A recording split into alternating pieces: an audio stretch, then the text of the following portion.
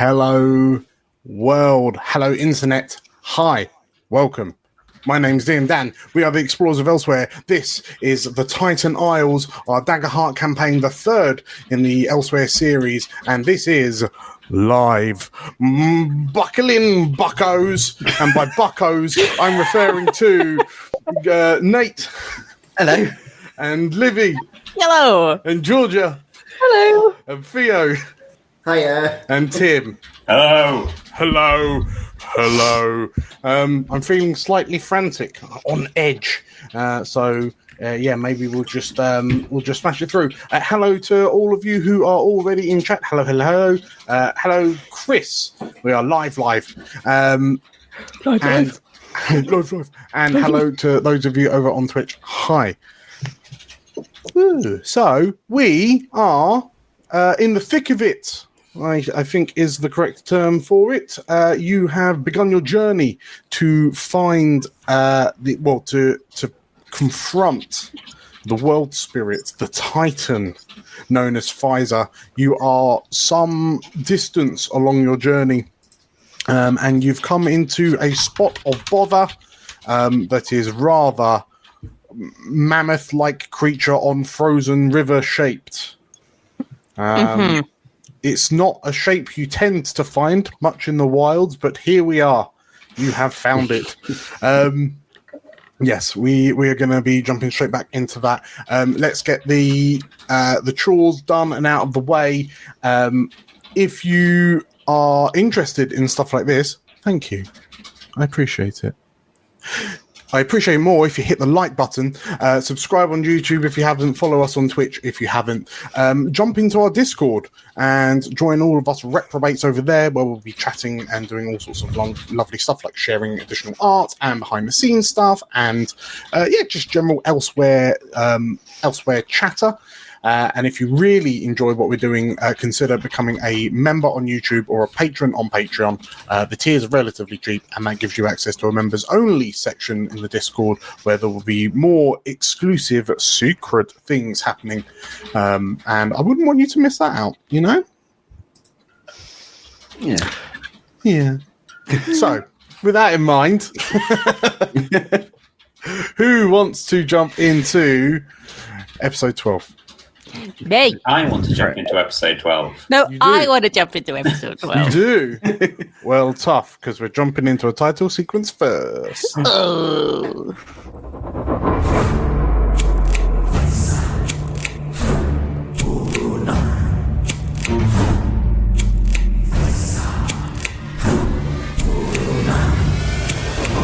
Hello, I'm Nate, and I'll be playing Griffin, a Sanguivar bard. Hi, I'm Livy, and I'm playing Abe, the Guardian Keeper. Hello, my name is Theo, and I'll be playing Cooper, a Dragon Scent rogue. Hi, my name is Georgia, and I'll be playing Cassandra, an Asavar sorcerer. Hi, I'm Tim, and I'm playing Gardy, Majani Druid. And my name is DM Dan, the Games Master in this adventure.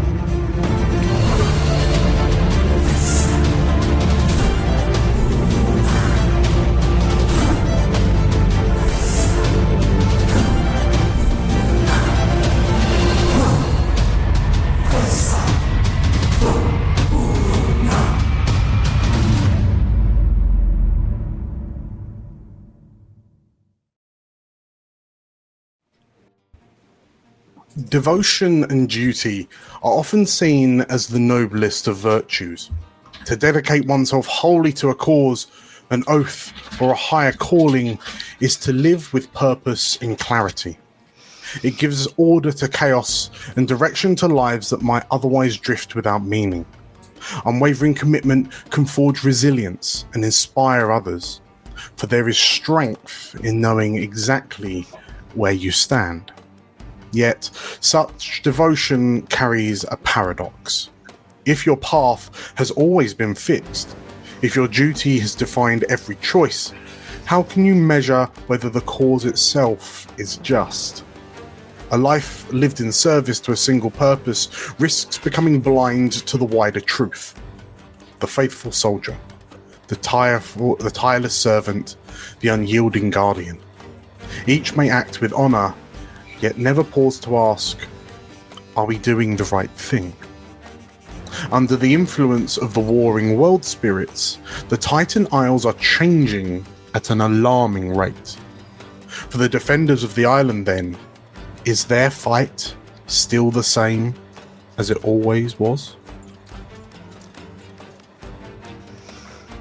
And so, we find the 6 of you, including our good friend Coraline Balroon, on a frozen river,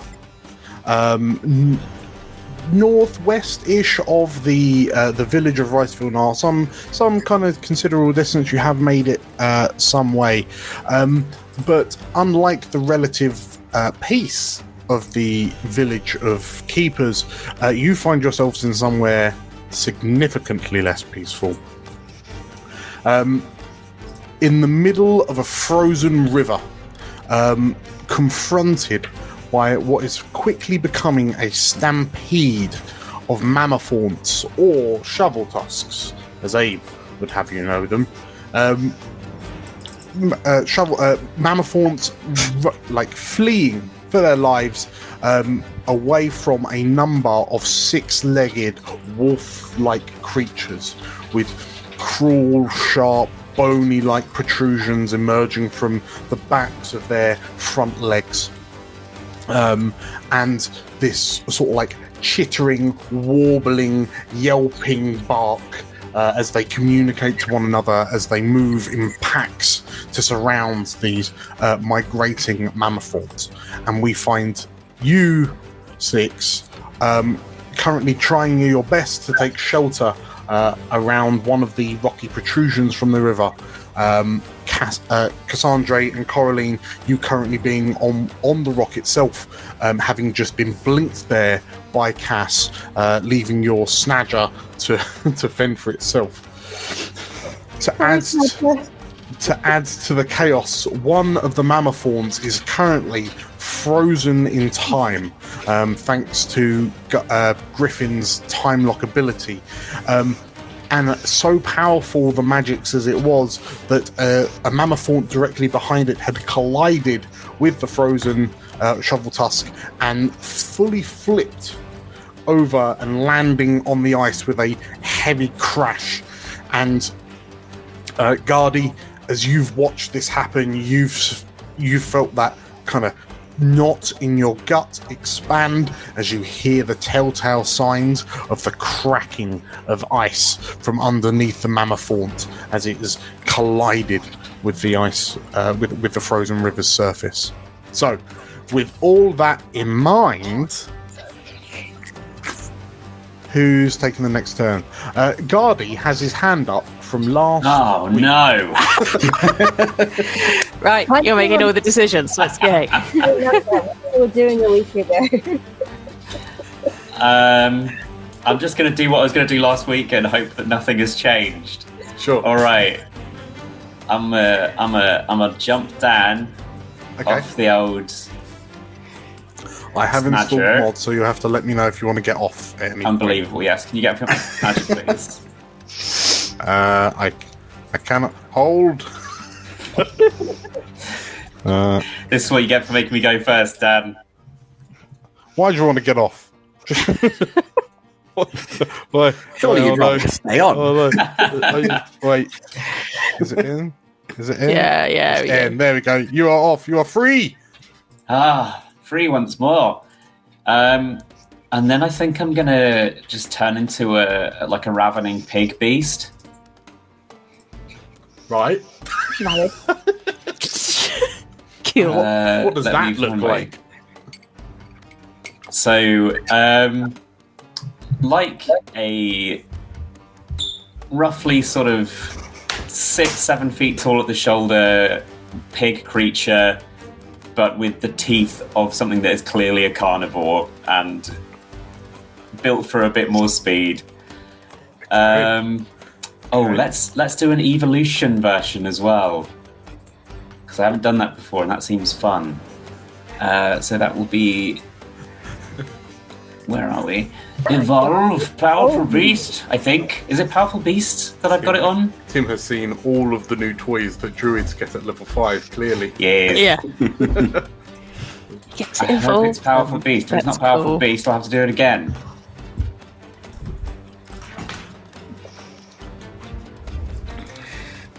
Your Guardy suddenly become a Pokemon. Oh no, I'm a bear. Oh god! Hold on. Hold on. Hold. God, you should do this in real life. Just no, wait, I'm a bear. No, wait. Wait.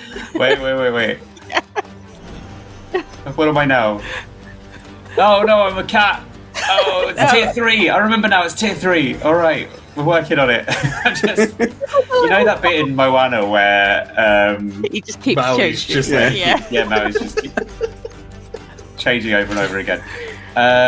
Let's try that one last beautiful time. What do you mean I have insufficient resources? Give me your resources back. That's probably because you spent it all pretending into a cat I've and spent then it a all bear. turning into a cat. I've got all of my hope back. I've just been watching all of your stress rocket. That's not on my character, that's me.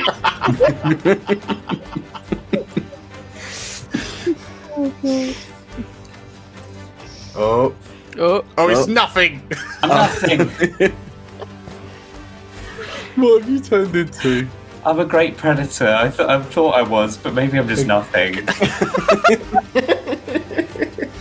You're a great predator to us, Tim. Right? A great predator, eh? I thought I did. Maybe I didn't. Maybe I didn't. Right. So, you're currently a great predator, yes? Yes, please. Okay. I'll. You know what? Ooh, can you chuck it into the chat or something, Dan? If you've got it handy, just for convenience. Yes, I can in a sec. So what have I got that is great predator shaped? You know what? Is it a predator? Can we argue it's a predator? I want to see it happen. You know, I want to see this happen. Did it work? I don't know if it worked. Hold. We'll never know. Well, Never know. while we figure out if it works, I want to intimidate this mammoth fawn in front of us. Oh yeah, there we go. What That'll if do. you turned into a mammoth? One of us. It's a predator, right? It's got teeth. Sharp, jagged teeth, like it Sure. looks normal, and then it's just like pointy.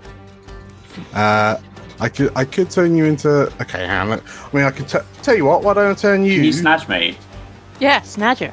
I could turn you into a giant Vulpix. Oh yeah, perfect. I'll do. Perfect. Okay, Sweet. done. Flawless. I wanna try and intimidate the mammoth ones that are running towards us, so that they go the other way. Now that there's a much bigger wolf on this side. Sure. That's my hope. Sure. So as an aside, the animal forms, like the beast forms, are in the items tab. So that is the little briefcase icon in Foundry, and you should now be able to see them. Oh, I hope. I don't think I can. that's where my axe is. But that's Oh, I alright. found it. Configure. Let's make you an owner. So I Do you think see it's, it there? to be honest, I think it works. I've got like the right attacks and stuff anyway. Okay. Cool. So I think we're all good. I just want to give them a good woo. Like who all good boys do. Indeed. Let's have a look at Okay. these transformations. So you're wooing the mammothorns. Indeed. Which I guess, what's that, like a presence? I mean, I don't think I have an explicit woo ability. No, I feel. I mean, I could kind of argue it more being strength, you know, in the natural world of prey and predators. Any chance I can get a cheeky advantage given the situation? I'll go on then. Thanks, Dan. Go on. Okay, so as you turn into this six-legged beastie, and I can show everyone exactly what you've turned into. Oh no, not crit. Not I saw crit. 2 4s. I saw 2 4s. No, just bad. No, bad just roll. bad. Just bad. You will have a rally dice if you want to use it. You New do session, something. new rally dice. Yeah, I think I'll have to rally dice it. D8? It is a D8, and you can also clear a stress or gain hope with it as well. Ooh.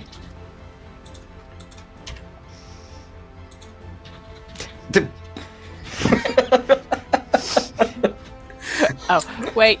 Okay. All right. Wait. Okay. All right. It's the thought that counts, Tim. You know. So what is that total? That's an 11 with hope. Yeah. You at least you get the hope. You know. Yeah. It's at least you get the hope. Unfortunately, the mammoth that's running towards you, it tries its best to. Okay, let's say this. It doesn't stop. It doesn't sort of like about face, but it does veer out the way of you, so it doesn't collide with you. Good. But yes, you from where you are, you can now see that there are 2 other mammoth that sort of like charging towards you. They are, let's say, being harried by some other Volpnir. Where are we? Who's going next? Who wants to take the spotlight? Unless there's anything else you want to do because you have rolled. I suppose it's a foul. Okay, so as the mammoth runs past you, I will go ahead and spend a fifth. And you hear a howl from behind you, maybe emboldened by the seeming pack leader. No. Another pack of Volpnir run up from behind you. But yeah, you can hear as they run towards you. You can hear the sounds of the cracking ice underneath this sort of like time-locked mammoth getting louder. So that is, who wants to go after Guardy? Why is Griffin not in there? Yeah, I was going to say, I'm not there. Why is Griffin Well, not you're in not- this? You've done enough. I can see you. You're on. No, you're I'm on not high. I'm not in the character list. There you go. Okay. Okay. There I am. I wasn't in the character list, so I can't say, can I have a go? Oh, Well, it sounds like Nate wants to go. So what does No, I Griffin don't want to go. right. What does Griffin do? No, he's just put himself forward. Bums. You're driving now. I'm driving now.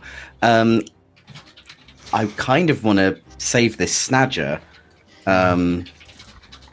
that's over the other side. Sure. I'm going to... no, that's not going to work. There must be something else I can do to just... Fireball, no. That'll do it. That'll do it. Please, someone else go, because I really don't have Okay. an idea of what I can do. Who wants to go? Remember, use your hands up in the character things. Cass still has blink out, and she's got flight. None of Okay. those are good for saving snatchers, but they are good for saving friends. If anyone needs to be saved from a snatcher, But snatchers are It's friends. not your friend. snatchers are friends, but they are large and they cannot consent to being blinked. I don't think. Can I just double check? Basically, we need to get hold of this snadger so we can continue going up. Yes, Right. so you're moving from sort of like south to north along this map. There was a happily trolloping herd of mammothorn coming in your direction, and they ceased to happily trollop and are now unhappily yomping towards you because there are a number, like an upsetting number of six-legged beasties that are currently trying to chase them down. But then also you might need to get a wriggle on, given that the floor underneath your feet is very quickly beginning to crack and break. In that case, I might, as Cooper, look to Abe and be like, could you throw me over there? I could try and get the snadger out of the way. Could you throw me? And that'll be my request for a tag team. To throw you? To throw me onto the snadger so I can try and get on it and get it out of the way before it gets hit, and we can pick up the girls and go up. How far? How far am I throwing? How far? I mean, it's Abe. He's gotta have good. It's probably like far. I don't know. It's close from you to them. I'm not Easy. sure. I'm not sure you can throw a 6-foot tall dragon scent. No. Close. No, he's a little rat boy. He's only like 6 foot tall. We've established on many occasions. He is a 6 foot dragon. No, He's very established. skinny. He's a little guy. Tiny little man. I'm a big guy. If any of us could pick up a 4-foot person and throw them about 30 feet, then I would allow it. But I feel we could not. It's a fantasy, Dan. It's a fantasy. God's sake.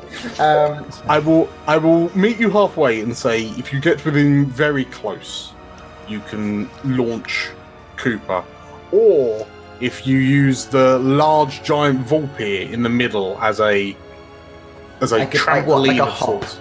Yeah. I could just agility so- hop on and then not do the tag team and save that Yeah. hope for later. And And if I die, then jump that's my on- decision. jump on Guardy, jump on Snadger. Yeah. Okay. I could give that a go. Okay, so I've got if you're strong enough looking- agility, I think.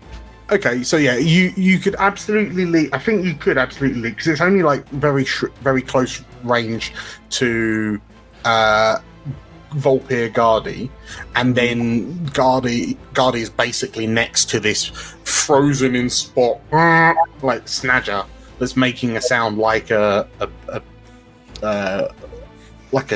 Beautiful. a brakeless freighter ship.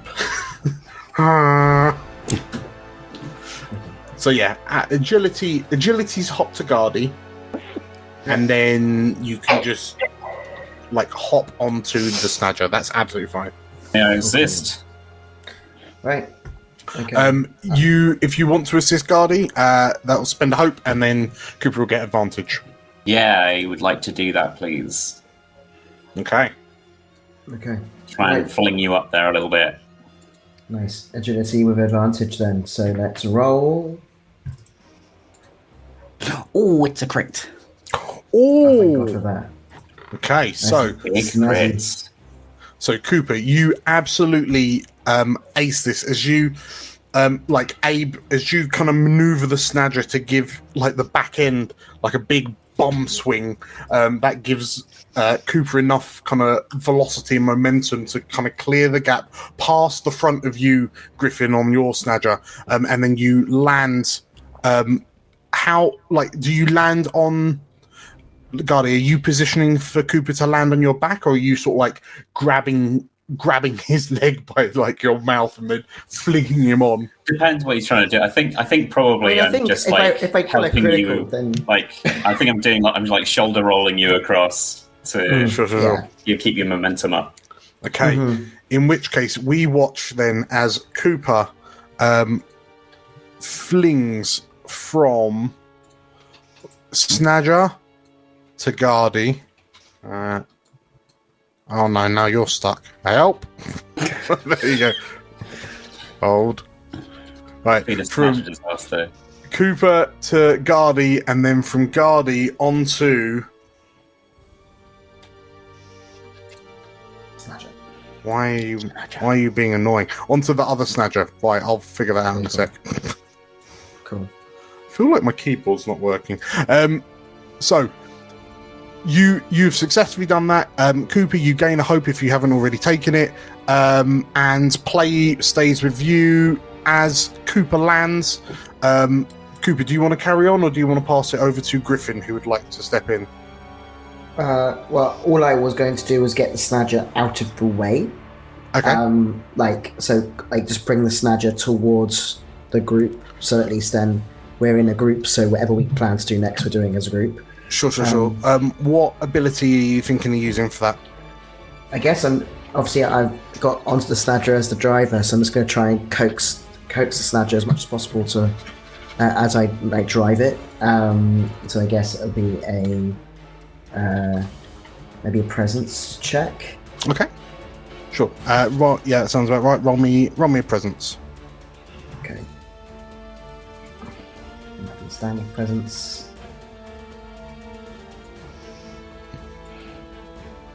I would like to ask for my rally dice, please. Just in case. Yeah, go for it. So that's D8, right? D8, yes. And you can take a hope or remove a stress if you want to with that as well. Okay, I will take a hope.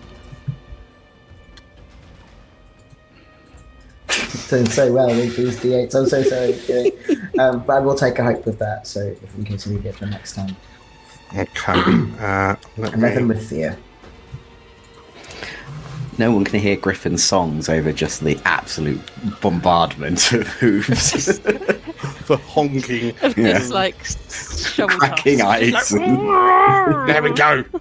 I've got it. I've got you on there. Right. So you have rolled a 12 with fear. So Cooper, you land, and you try to sort of like pull this snadger, but this. If you mouse over the snadger, you will see that is a very appropriately named the Intimidated Snadger, as it's currently sandwiched between one, to be fair, one mammothorn that's kind of veered off to its right. There's a huge vulpir to its to the snadger's right. And there's yipping and barking coming from behind. And yeah, this badger has just all four paws have gone out, and it's just Cooper, as you land, you can feel it trying to retract its head back into its shell. No, not good plan at all. And as that happens, as that was a failed roll, I will this mammothorn on the other side of the rock from Cassandra and Coraline, it lets out this sort of bellow as it desperately tries to flee the vulpir from behind it, and it will mark a stress. I think that's the least of its worries, and it collides with the rock that the two of you are on. So, Cass, I'm going to need an agility check, please. Cool. I can do that for you. I have as 1 second. I have something for that, I think. I have advantage on agility rolls that involve balancing and climbing. Okay. Naturally nimble. So if you pop that on, Coraline will roll against the mammothorn's difficulty. Oh, Coraline rocks it. What a woman. Cass does not rock it, I don't think. No. An 11 will not do it. Would you like to spend your rally die? Yeah. Yes, please. Would you like to roll a 1 and get So remind me which one my rally die is. It's a D8. D8. D8. All of my dice are covered by. Oh wait, I'm getting this. I'm getting it. I've done it. Don't worry. Yeah. Oh, nice. We're going up, baby. We're going up. That's double the effectiveness. Okay. In which case, Cass, as you the rock that you're under shakes under the weight of this mammothorn colliding with it.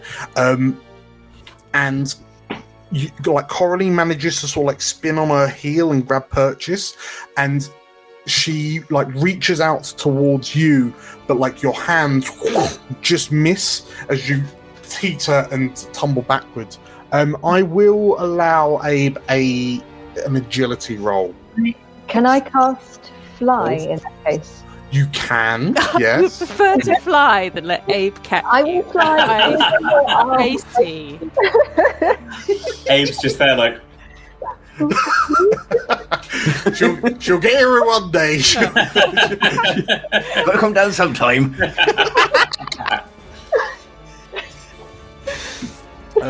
Yes, you can absolutely cast fly if you so wish. I'll just make sure there's something I need to do for that. I mean, unless it requires like a roll of sorts, in which case it might be a bit. I'm trying to find my. Oh, there they are. How do I see what I need to do for these? If you hover over it, it should tell you. Oh yeah, so it's make a spell cast roll. Yeah. So that's a note. I'm into Abe's arms. Okay. Well, hopefully, Abe, I need you to make an agility roll, Abe. More importantly, Cass needs you to make an agility roll, Abe. Agility, Yeah. not strength. No. But what about presence? How inviting my arms are. They're very inviting. So, And just a little bit fluffy. like comfy, kind of strong. You feel kind of secure in them. Tell you what, Cass can feel how strong and fluffy her arms are if you successfully pass an agility check to make sure they're in the right place. Okay. Fine. Can I use an experience? Yes. Can I use the experience of no man is an island, as I am actually helping somebody that isn't myself? Sure. No, I'm on board with that. Absolutely. Okay. Oh, for Pete's sake. We are rolling like absolute butts. Do you want to use your Rally dice?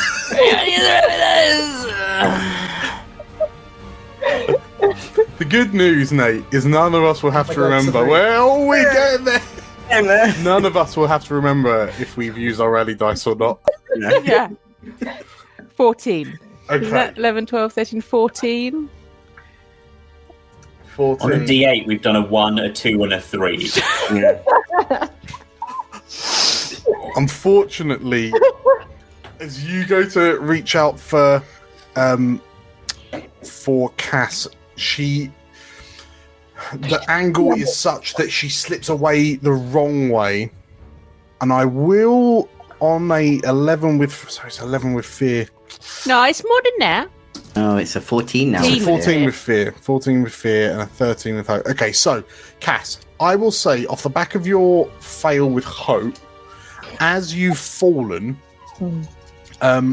the other mammothorn that's like trying to squeeze through, you've managed to twist your body in such a way that Abe, like as you fall away, Abe is unable to catch you, which would be the preferable outcome. You do, however, end up fundamentally latched onto the tusk of one of the mammothorns. I'm feeling so dignified right now, Dan. Oh, you're welcome. You're welcome. So I'm gonna put you. You are nestled in the scoop of the mammothorn's Like tusk. a little bit of gristle in its teeth. Just Yeah. As they carry on, kind of charging through.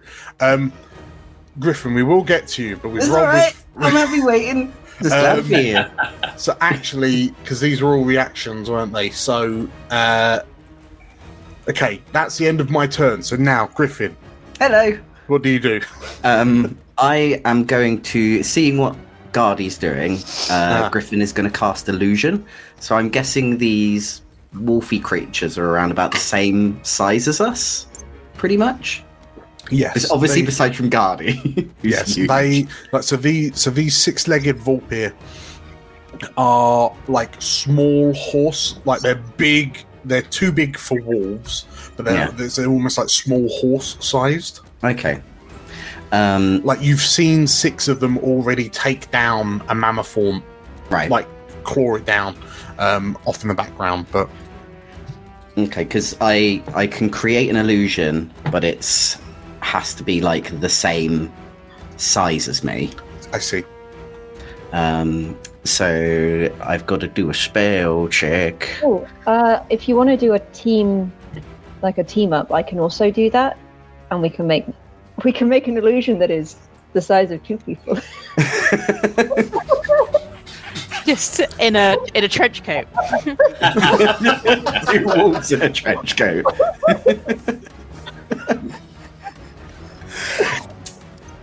Sure. I mean, can you see what I'm doing while you're hanging from it?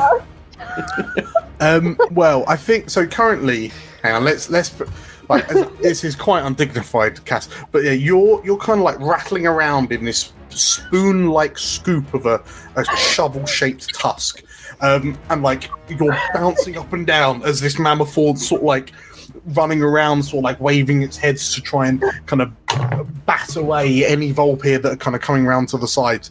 But yeah, you can. I suspect that as the mammothorns kind of filter past you, you could probably, you'd definitely be able to see kind of Griffin, like off to your right. Yeah, as this mammothorn squeezes through this little funnel here. Okay, so my idea is to create another one of these wolfy things to sort of scare away the one that's kind of almost very close to Cooper. Okay, in case it starts coming back the other way. Let's do a illusion. I'm also going to use my I've got your back experience. Okay. And so if one of you wants to spend 3 hope if you're tag teaming this, right? Yeah, I can spend 3 hope if you want to. So Cass, I assume you're using minor illusion? Yep. Okay. So does minor illusion require a roll of some description? Yes.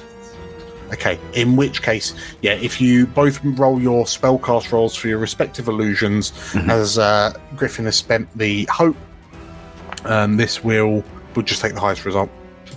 So we've got a 15 with hope. I've got a 25 with fear. Okay, which route do you want to use? Well, 15 with hope, I know it's a 10, so we both succeed regardless. It's whether or not we want the fear or the hope. I'm assuming you want the hope. Yeah.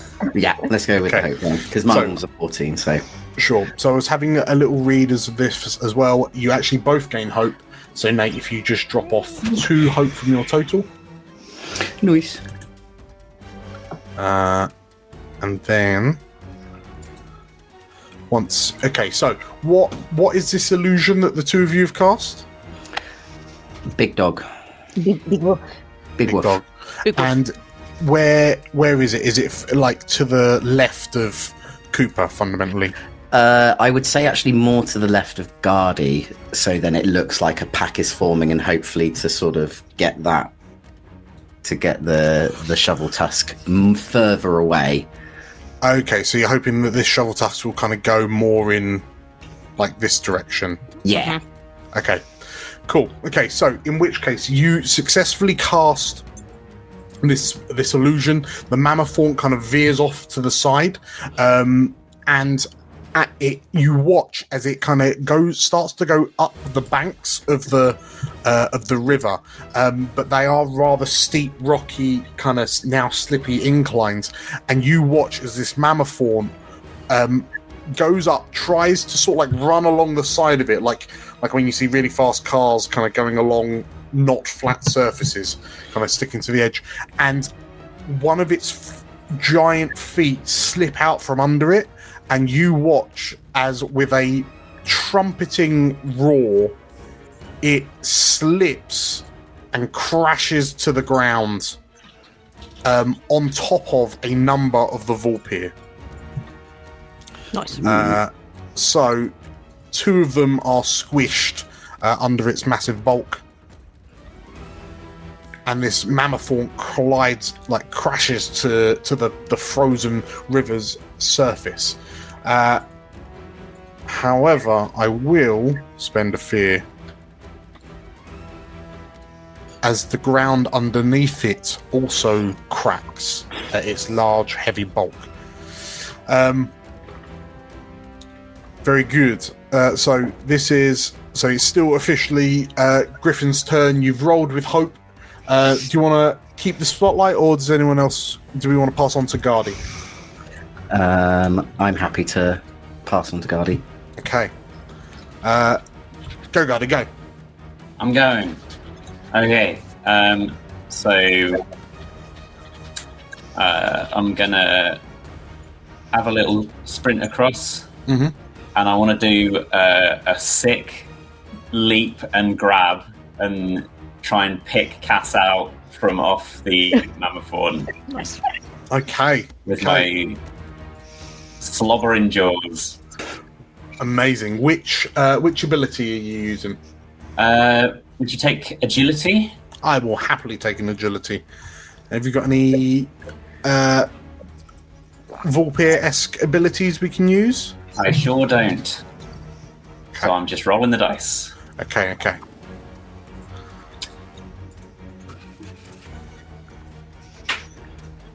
Nice. Okay, better. A 19 with hope. Okay. Cass, in this moment, how do you feel as you see this enormous pack alpha leap through the air, mouth, jaws open, hurtling towards you? It's kind of scrabbles into the scoop of the shovel tusk and then kind of picks you up. How are you feeling in this exact moment? So, Cass has never seen a pinball machine. They are yet to be invented, I imagine, in the world of Elsewhere. If she survives this, you may well have a new invention on our hands. A unique sensation, which she is not entirely pleased with. Sure. Amazing. Okay, in which case, Guardian. Ideally, if possible, I'd like to essentially, either bounce off the wall or the mammothorn to end up behind it with a Cass. Yeah. Okay. So what? Let's deposit a Cass, and then I'm getting usage out of this mod, aren't I? Bam! Cass is now mounted on Guardy. I'll just huck you up on my back and keep going. Okay. At this point, Guardy, as you rescue Cass from the tusk of the shovel tusk,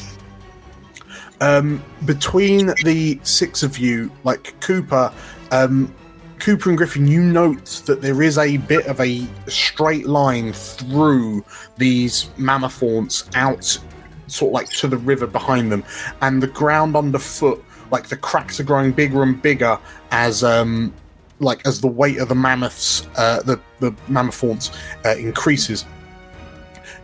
You know that you can make a beeline for it. The only things we need to sort out are Cooper getting your snadger in line, and also Abe, you'll probably need to catch Coraline if she leaps onto the back of your... I'm doing great at catching people at the moment, so... Well, if you're because you're currently in the pilot, the pilot seat of your mammothorn, of your snadger, are you happy for Coraline to leap down? Yeah, if she would like. Boom. Okay, so Coraline effortlessly kind of jumps down and kind of slips straight into the saddle that Cooper was in. I think we should jump to Cooper to see how we see if we can get your snadger to cooperate. Yeah, I was wondering if maybe I have a snack in my bag just to kind of tempt the snadger to listen to me, just some I'm come on, I think the whole time this is going, and it's come on lad, come on, we need to go, please don't go into your shell, come on, what's this? It takes out some weird sort of jerky from the village that he's been given. Okay, I will say, in exchange for a stress, because when you're desperately looking for something in your bag, it's never easy to find, right? Like it's always a bit stressful. But in exchange for a stress, I will give you advantage on your next roll to coax this snadger into action. Because I mean, this snadger seems, it's just stood here and everything's just falling over around it. So maybe it's fine. Yeah, maybe. So yeah, I'll if I try and give him some sort of jerky or something to be like, come on, listen to me, come on, trying to get it to move. So I'll roll with presence. Okay. And I'll also, because it feels relevant, Lucky Devil, which is one of my experiences, and use a hope. Okay. Be like, if this is a lucky shot. So yeah, that'll be a presence with advantage plus 3 for Lucky Devil. So let's see if I can.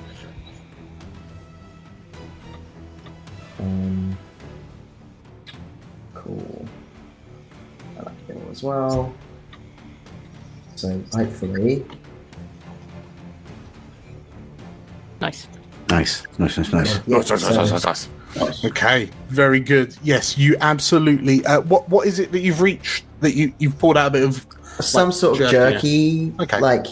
Means snatchers. I assume they're herbivores, or are they carnivores? I don't actually know what. Probably cannibals. Yeah, snadger meat. Sure, let's go. Snadger escargot. Well, it's some sort of jerky that we're given by the keepers. So they really like this. It's like, come on, do what I say. You're gonna get the jerky. Really haven't got a lot of time for this. Come on. Sure. Okay. In which case, your snadger is spurred into action, and along with the rest of you, as I say, if you want to beeline through. Griffin and Cooper, you'll be able to navigate your snadgers through this kind of gap between the time-locked Mammothorn and this rock, followed by Abe and Coraline, and then Guardy and Cass, you can kind of swoop round the sides and make your way further up the river. Are you all happy to let's make do that. tracks? Okay. Let's go. In which case, as the 6 of you kind of break away from this ruckus, Griffin, Cooper, and Abe, as your snadgers are kind of squeezing through that gap between the Mammothorn and the rock formation, Abe, it's as your snadger's going that the ice cracks behind you and the snadger tips backwards for a moment and then scrabbles to get back up onto level surface. And as you go, as the 3 of you go, you can hear the sounds of the cracking getting louder and louder as large chunks of the river's surface start to break away and kind of bob, and you watch as the two down Mammothorns just the ice cracks underneath them and they slowly slide into the water surface. You hear the yelps of the Volpir as they kind of scatter to try and kind of respectively save themselves. And as the river starts to crack, you notice that a number of the Mammothorn skid to a stop. One tips into the river as well, and then the remaining Mammothorn, of which there's still a fair number, slowly turn around and then began running in the same direction as the 6 of you as you carry on up this river. And before Can I undo my time lock so at least it's got an opportunity to... Sure. He's just going to Wile E. Coyote. In which case, as the 6 of you are running up the river away from the cracking ice, I'm trying to think. So who would be near the back? I think it would be Abe and Coraline. You're sort of more towards the back of the group. And you can hear the sounds of the cracking ice keep coming. So hang on, I'm just rearranging this. So Guardy is a big dog. Okay. So damn right. Oh yeah. So let me just if I do that. So, right, hold, hold. Everyone's gotten on different mounts. Just like to make things a little bit more exciting. So, Guardy's on 2 stress. I need to remember that. Did you evolve your thing, or did you just go raw tier 3? I'm evolved for agility. Okay. I can't. Why can't I turn? Oh, this is annoying.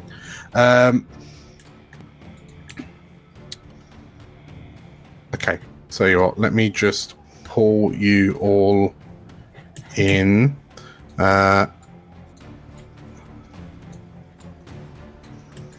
Apologies, Foundry is having a funny 5 minutes, as it is wont to do.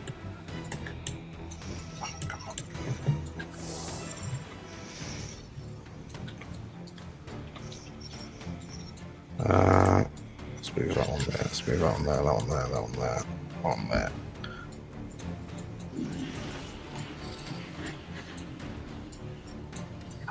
Okay, beg my pardon. Right.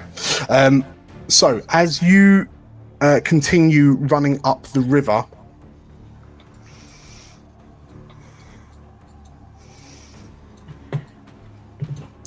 we find the 3 of you, or the 6 of you, across your snadgers and Guardy. So Cooper is on this one here. Griffin's probably in the lead now. Whilst you're kind of being chaperoned somewhat by Guardy in his giant wolf form.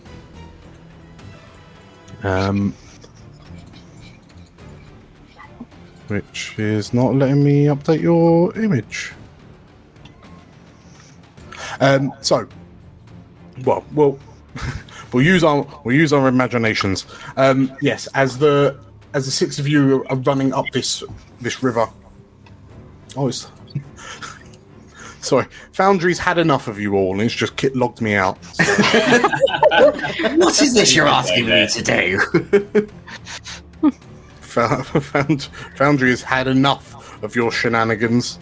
Why won't you let me in? You won't let me in. Help!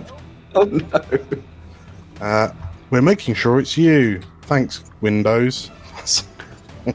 Oh, Jesus. What? I've made something. What have I made? Livy is the GM now. I'm making things. Oh no. I'm the leader. There's a big purple explosion. There was some sort of riddle.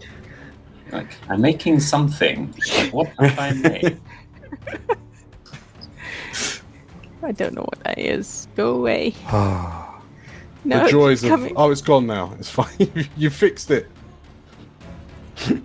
No, wait, it's still there. It's not fixed. Right, I've got it. Right, I'm back in the driver's seat. Right, can I now change Guardy into a massive honking wolf? Prototype. Yes, I'm in. The joys of live streaming.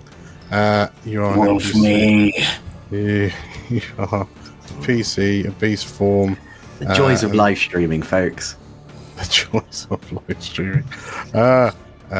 Tokens.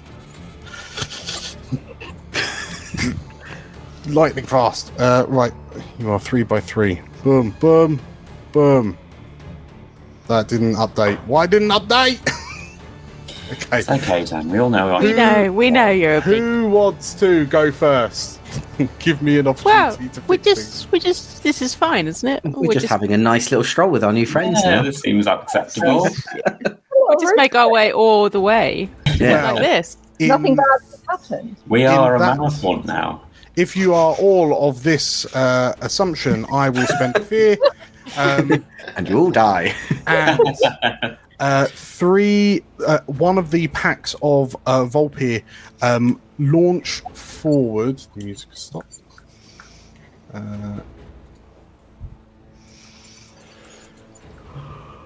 Begging pardon. Yes, one of the packs of Volpir spring forward and launch themselves at the mammothorn. There is sounds of trumpeting from the mammothorn as it thrashes against the bites and nips on its back feet, and the mammothorn surges forward to begin to threaten to collide with Abe and Coraline's Snadger from behind. Abe, I'm going to need a reaction check of some description to overcome this charging mammothorn. Can we lock horns? Yeah, but you could headbutt it if you want, but you are also driving the thing. You're driving the Snadger. Does Abe look like a man that looks where he's going when he's driving? Absolutely. If you want to do an emergency seat swap with Coraline. Yeah, I think that's probably easiest. I think if Coraline takes the wheel, he can deal with the mammothons. Okay. Right. In which case, as you swap round, this mammothorn is rushing towards you, so you can absolutely headbutt it if you so wish. I want to well, let's try my newly fixed shield as a barricade in a hopes to kind of push it at least in another direction. So I'm going to lock shield to tusk. Okay. Let's go for that. So that will be a strength check, I assume. And I will also demonstrate, or show everyone that as this happens, 2 clocks have emerged to track your escape, your flight up the river. There is the cracking river that is threatening to sink you and submerge you in the sub-zero waters, and there is an escape clock. I got a 14 with hope. 14 with hope currently is not going to cut it. Is there... You've used your rally dice now, I've used my rally dice. Got experience?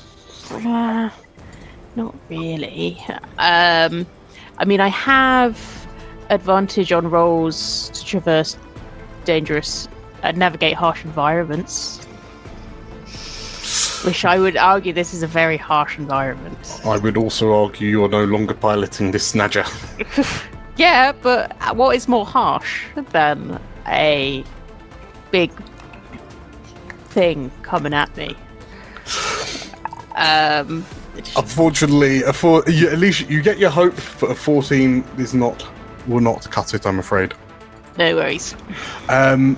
So if you notch up your hope total, and your Snadger is the mammothorn collides with the Snadger. You and Coraline are kind of thrown off balance, and the Snadger lets out this loud kind of snuffling sound. And as you look down, you notice that there is a large crack where the tusk has collided with the back of the Snadger. The Snadger has been kind of scooted up a little, but you find yourself somewhat slowed down, so the cracking river is beginning to catch up with you. As it's a foul, I will then I'll activate one of the pack of Volpnir, and they will begin to close to try and sort of sneak between the charging mammothorns as if they're trying to get between them to catch up with you all proper. Who would like to go next?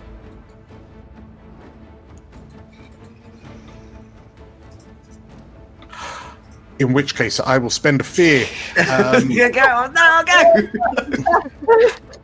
I don't really know what the plan is. I don't really know where we're meant to go. Well, so currently the plan is to stay ahead of... So the river is cracking, and the surface of the river is cracking along, following behind you. If you are disrupted and kind of thrown about too much, you will risk falling into the river. Whereas succeeding in getting away from this ruckus will allow you to escape from the river before you're swallowed by it. But yeah, I will. So another pack of Volpir, they kind of scoot off to the sides, to the edges of the river, as they attempt to kind of advance up to flank you all. And yeah, you can see them with their kind of slightly glowing red eyes as they eye you menacingly from your left. Who would like to go next? I would like to. I'm not going to time lock it this time, but I'm just wondering if it's the one that just sort of went up the butt of Abe and Coraline Snadger. Mm-hmm. I would like to cast Mystic Tether to try and restrain it. Okay. Me. That is so many books. Look at all my books. Mystic Tether. There we go. Do I have anything that I can roll along with it? I'll probably use another hope, and I'll probably use the I've got your back experience again. Okay. And a rule. Tim, just real quick, I think, can you delete your token, the little ghosty face man? So I think it doesn't think I'm an owner of it. It's a free spirit. You can't be changed. Not sure how I would delete it. I can move it, but not sure how I would delete the token. Okay, hang on. Hold. So hang on, your beast form, right? So if I do that to turn it off. 2 guardies now. Oh no, I'm multiplying. Okay, tell you what, if you could just chuck the ghost face guardie up into the top of the screen just so it's out of the way. Yeah, because that's weird. And then, sorry, you will need to retransform guardie, and then I can attach cast to you. Okay. I got an 8 with hope, so I'm going to roll my rally dice as well. Okay. See where that gets us. 5. So that is 13. 13. 13. Okay. Beg my pardon. Why is that not working?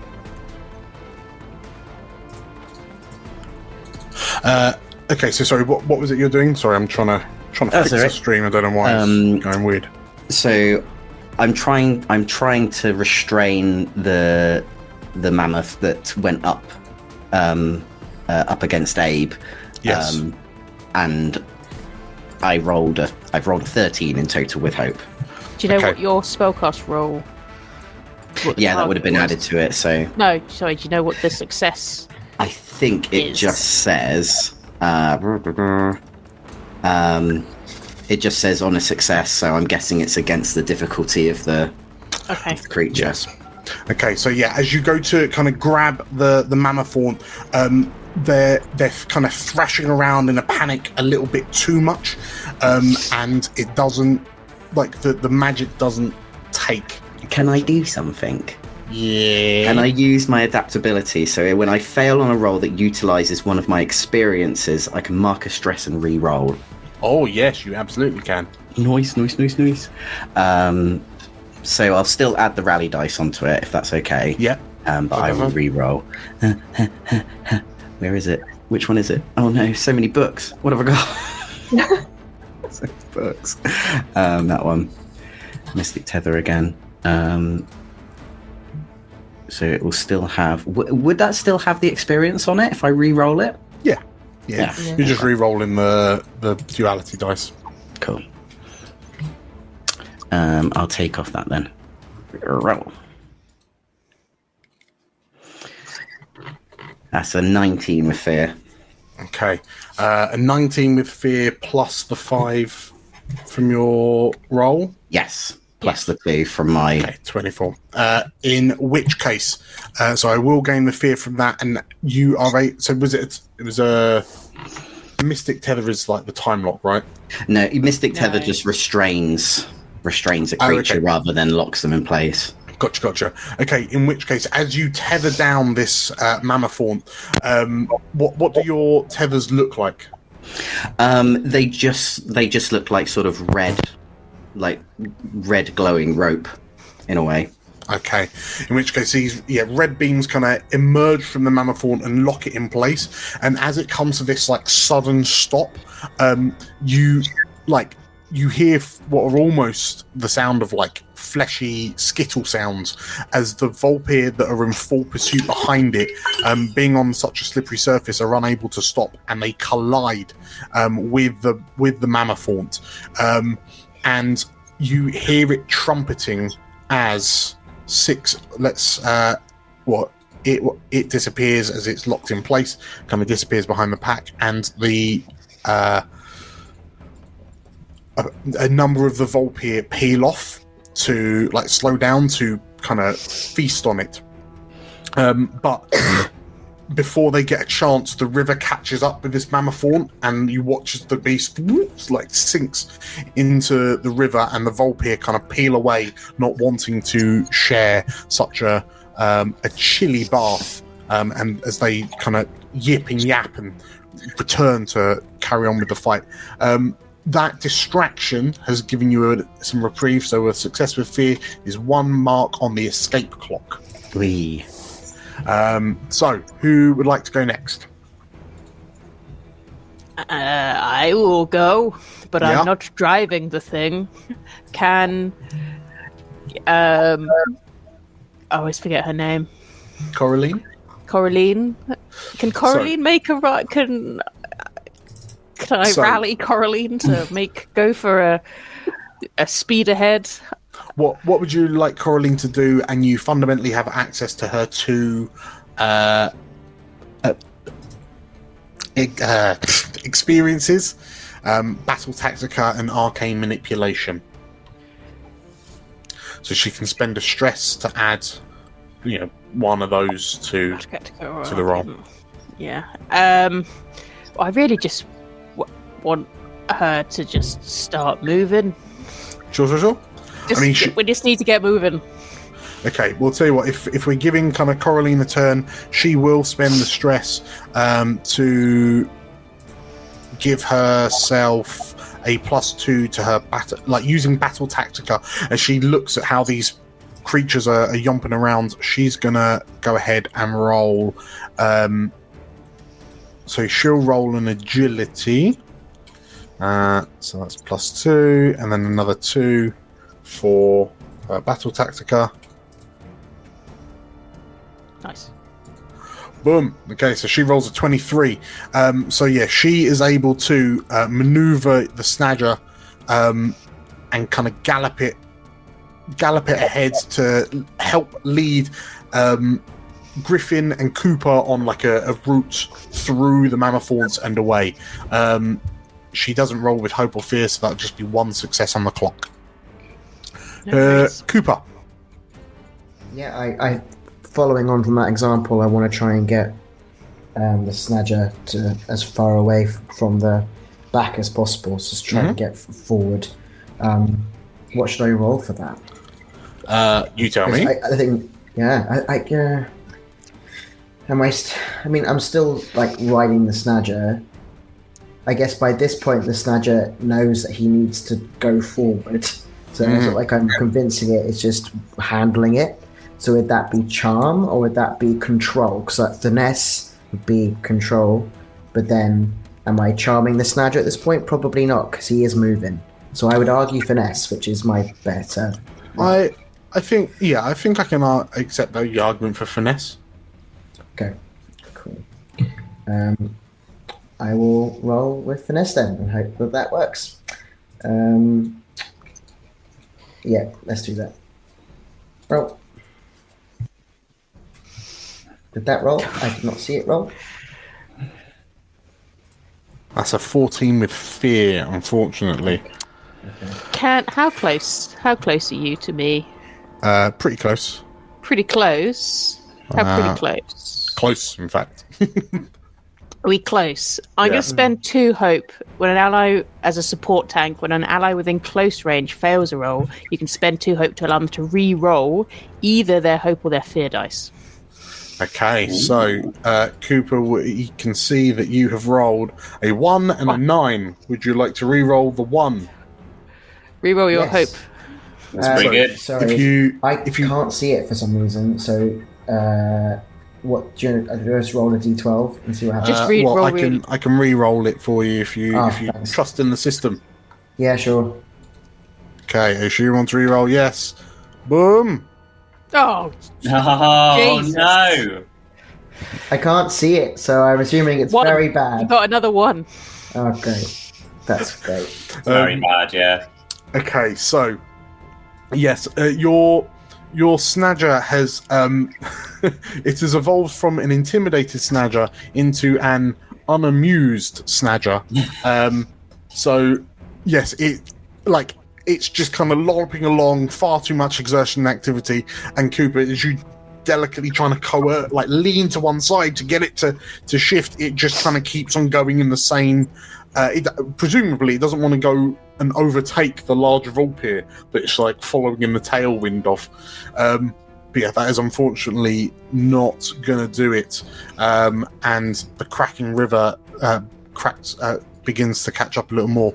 Before we pass over to Guardy, I will activate some of the Vulpir as they scoot on up, and seeing your snadger that's starting to kind of lag behind a little bit, Cooper, the Vulpir begin descending, and in a flurry of bite or claws, they attempt to bite at you. As you're mounted on the snadger, currently your evasion is increased by 2, but they roll a 7 to hit. Which is under my evasion. Okay, so yeah, you hear snaps and chomps as these teeth try to bite at your feet as you kind of run along. But yeah, they're now trailing immediately behind you, but they are immediately behind you. What does Guardy want to do?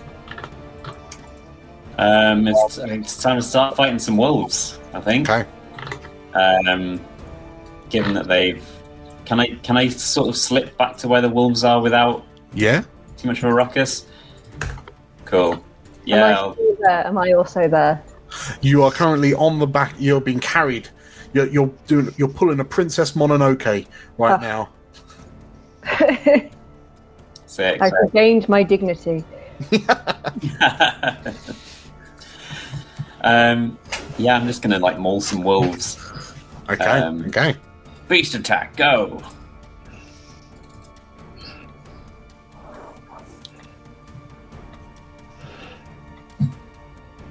$15 hope. 15 with hope.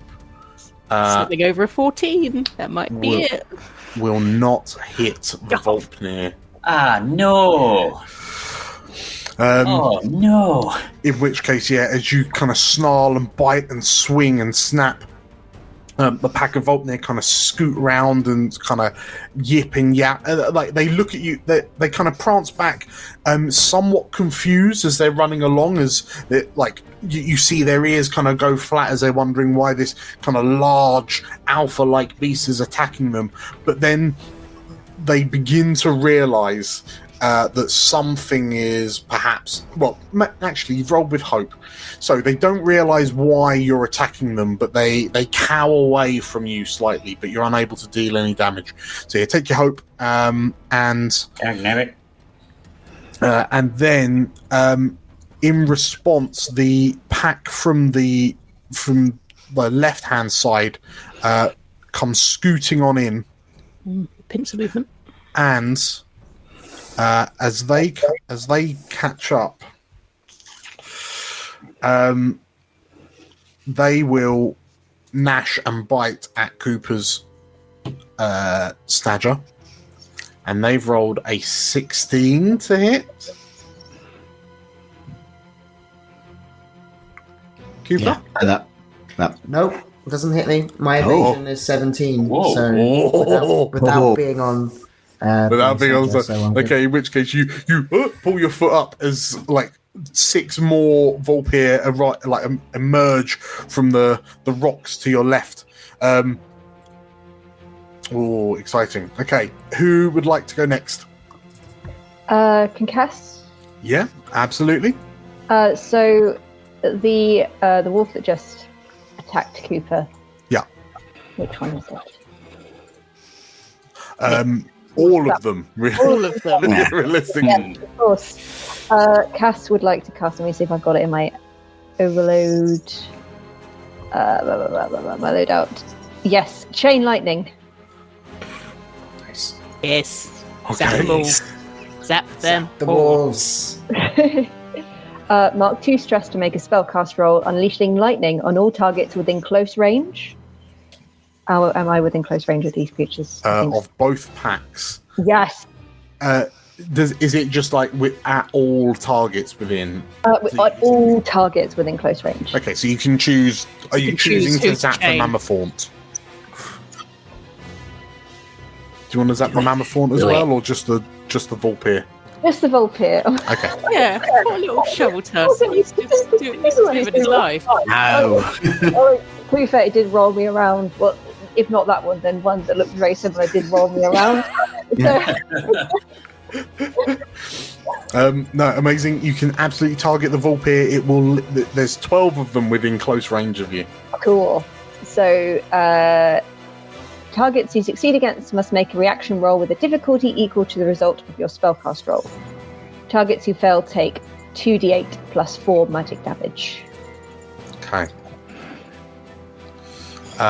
So do you roll? Do you roll first, and then I roll? Yeah, so I have to make a spellcast roll. Okay, cool.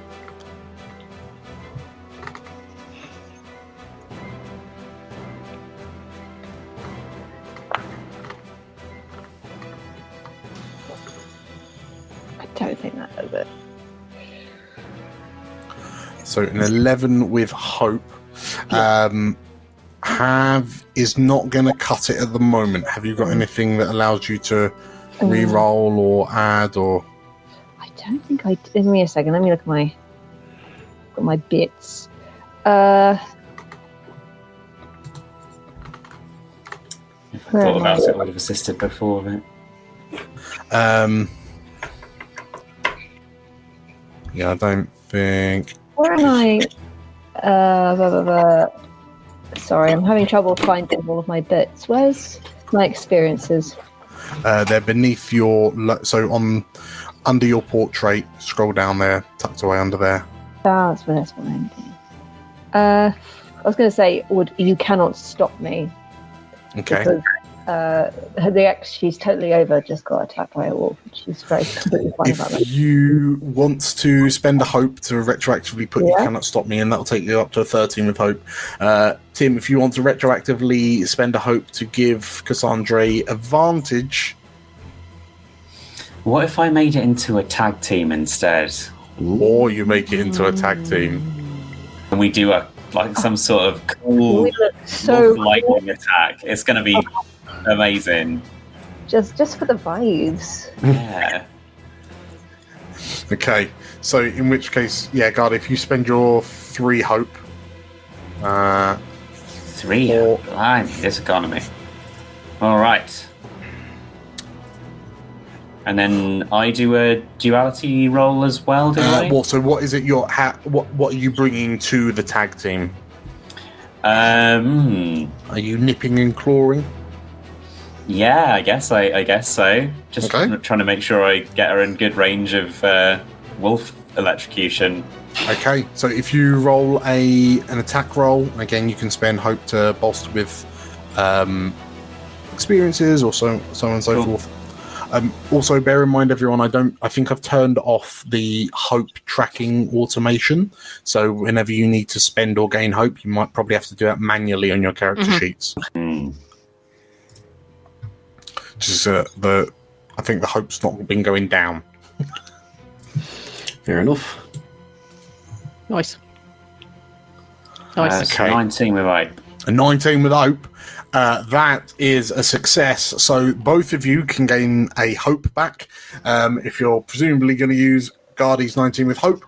And that hits both of the targets. So I will by all means, roll your damage. Oh, so a 19 with hope. So now on cast lightning, targets you see the entity need to make a reaction roll.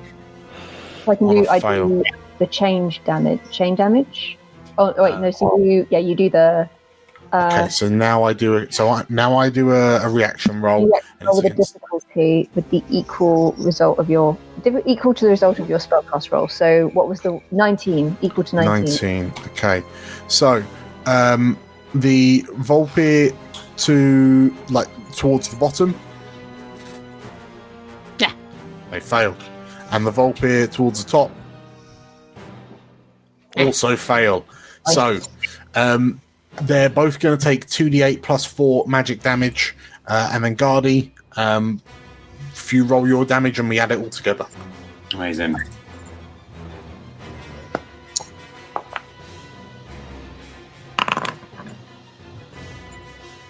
Okay, so we've got 10 lightning damage from Cass.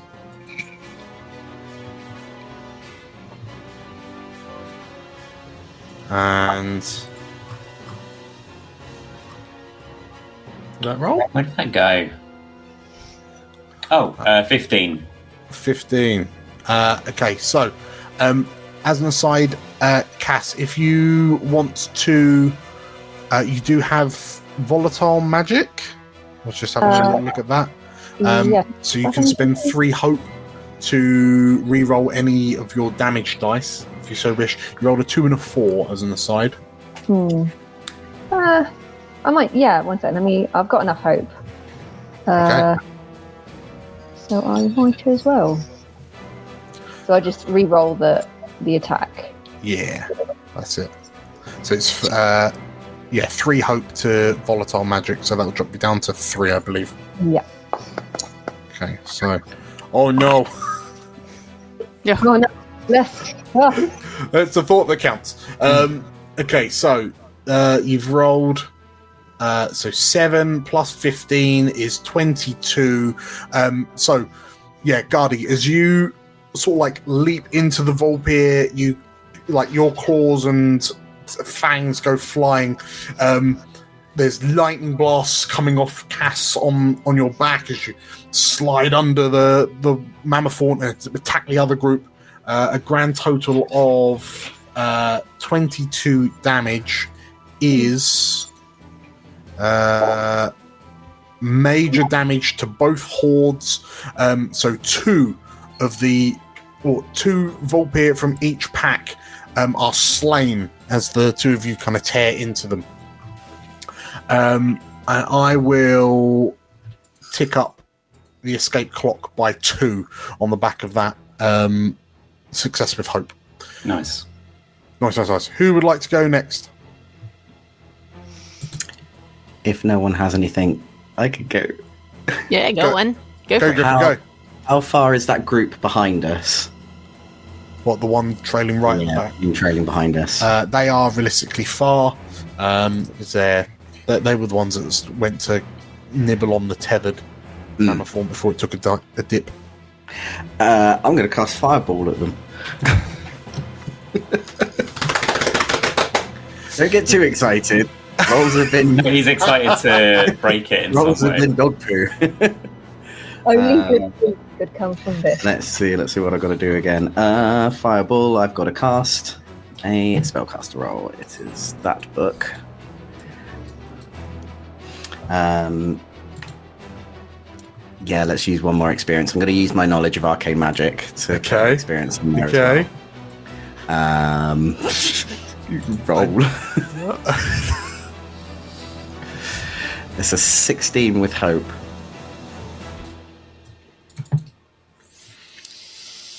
Have you got anything? Have you got anything in the tank? The only thing that I've got is my adaptability again, where I can re-roll. If I failed this roll because I rolled with an experience, I can re-roll it by spending a stress. The difficulty of these Voltmere packs is 17. Do you have a rally dice still? Used it. No. We've been rolling like absolute shit this evening. I am just seeing if there is anything I can do. No, I think the only thing that I can do is to try and re-roll again with an experience. Just go for it. Might as well. Okay, might as well. If you're not going to hit it, you might as well. Please, I want to see a fireball actually go off. Oh, Got another hope. can't be better than that. Okay, so yeah, as you see these Volpir, and as you fling the fireball off into the distance, it arcs backwards and it detonates, blasting a hole in the ice sheet. But the Volpir kind of bark and yip as they spread into two groups and kind of around the explosion, and they come back together. One day, Nate. One day. Who? It's me next. Okay, so that group, you know what? That group is they're gonna move up. They're gonna start closing the distance, and as they come along,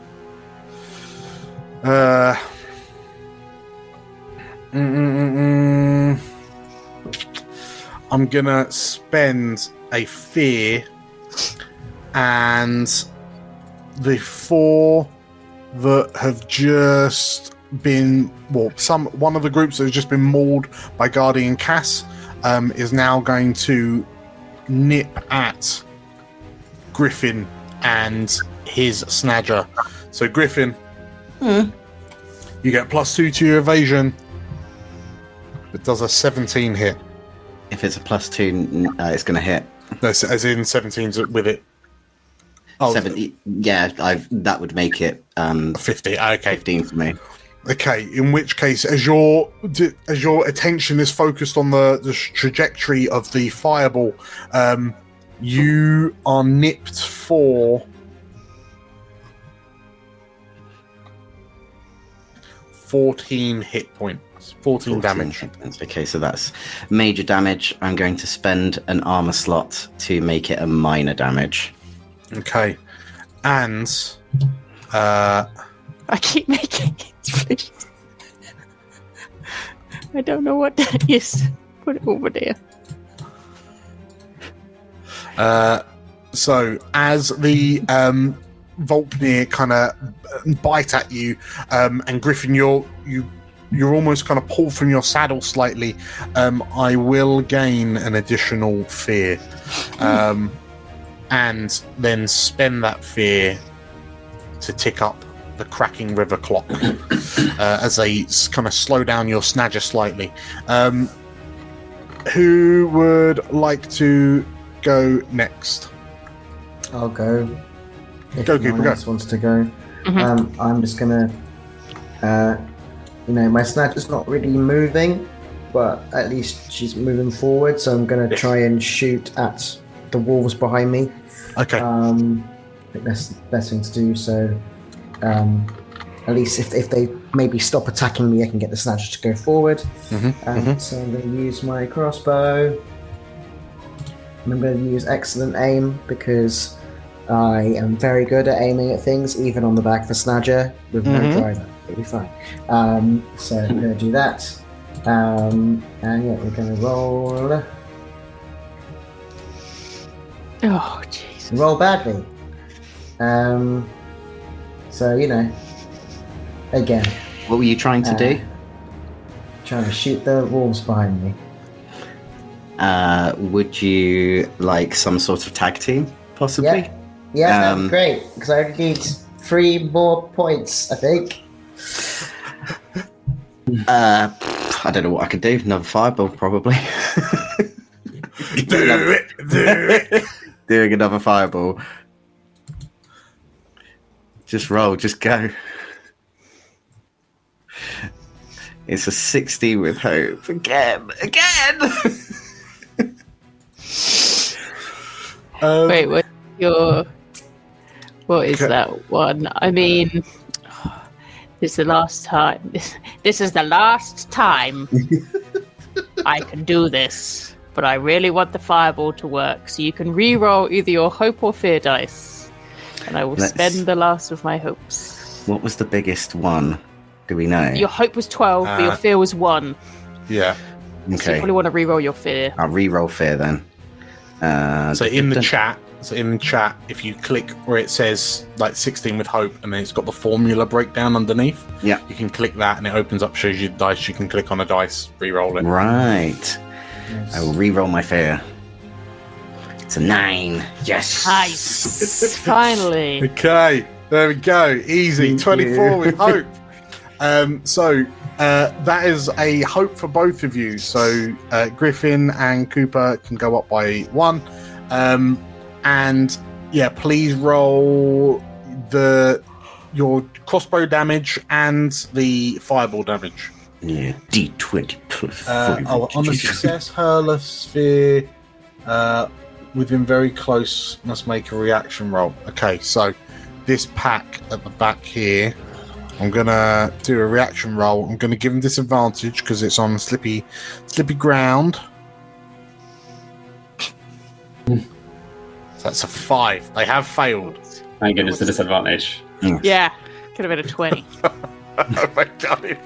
Okay, so I'll roll damage for the fireballs. Okay.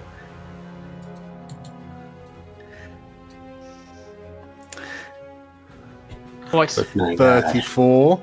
And then Cooper, if you roll your damage. Not So scrolling up, that is a 14. And sneak attack? Is it sneak attackable? Will sneak attack count? Because technically they can see me and they're not in melee with anybody else. This so is I don't think true. it counts in this. No, in that's this case. fair. That's fair. Okay, so 14 plus 34 is 48 points of damage. If you like long click on which group you were shooting at, Well, I'm I guessing was it was- the ones behind me. So if Griffin's Yeah, all so I'll count, be- it'd the... Okay. In which case, I like to think that like Griffin has looked over at Cooper, seeing him shoot, and has actually tried to cast like some sort of spell to make his bolts into fireballs. Yes. hey, Cooper's just like, oh my god! It's the flamethrower. okay, 48 points of damage into the Voltmir pack. Into the Voltmir pack is, funnily enough, severe damage. So 3 of the Voltmir are incinerated by the blast, but also that is severe damage to the Mammothorn immediately behind you. And as you've rolled 24 with hope, it trumpets and sort of like veers off to the side and collides with the Voltmir that are kind of coming up the middle. And on a success with hope, that is 2 more segments on the clock. You are like with the Mammothorns piling around, you're very close to being free. Who's taking the next turn?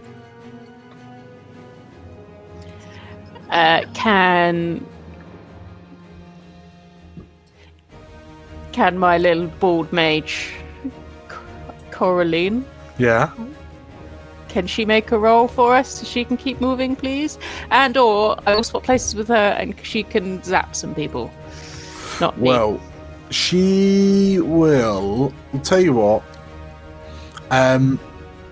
She looks over her shoulder, and she shouts up to you, sort of galloping along on this snadger. She yells to you, "I'll bring you in close, and you do your thing!" She shouts. Thanks. I can only do melee. She'll spend, rather than asking you to spend a hope, she will spend a stress, and she will use her ensorcelled weaponry to, like, she gestures, like she puts an open palm towards you, and you see the gems on the back of her hand kind of light up with a light blue, and the blue flame enshrouds her fingers, and then she kind of thrusts it towards you and it envelops your axe blade. She then pulls you in close on the snadger to allow you to swing at the Volpir that are attacking Griffin. Pulls me in close, eh? Oh yes. So New wife material, Abe. New New wife, material. eh? New wife. So you fundamentally, on your next attack roll, you get an additional damage dice. Fabulous. I would like to hit, please. Mm-hmm. Oh, wait, what? I've got a weird code. Which one is... Who am I?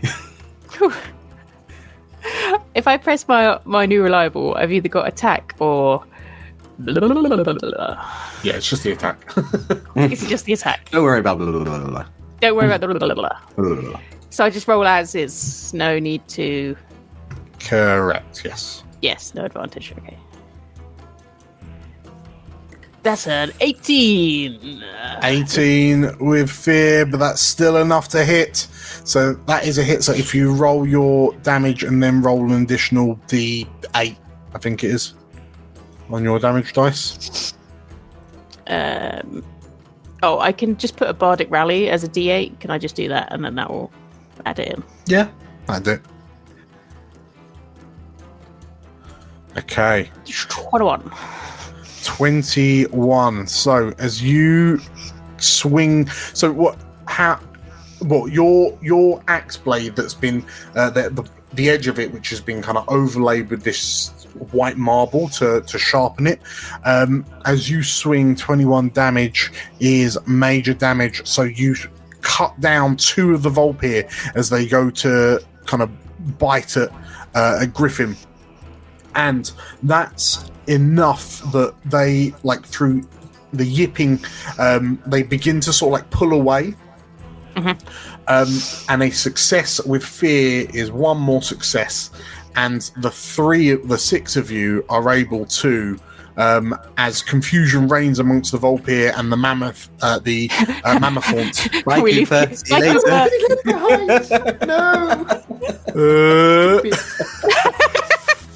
As Cooper frantically joins the group. Yes, you manage to kind of pull ahead of the remaining mammothorns, and after a relatively lengthy sprint, the chase is left behind you, and you find a part of the side. Like Coraline points out that the side of the river, the bank is shallow enough that you're able to get off the river and then back onto actual, genuine, solid ground. And as you successfully escape from the river, let's go for a quick break. Yay! Right, We did it! We did it. For a lot of bodging of rolls. We will be back in 10 minutes. So yes, I'm gonna give Foundry a stern talking to, and then I assume you 5 are gonna give your dice a stern talking to. Yes. And yeah, we will pick up after the fact. Right. See you in 10. Bye. Bye.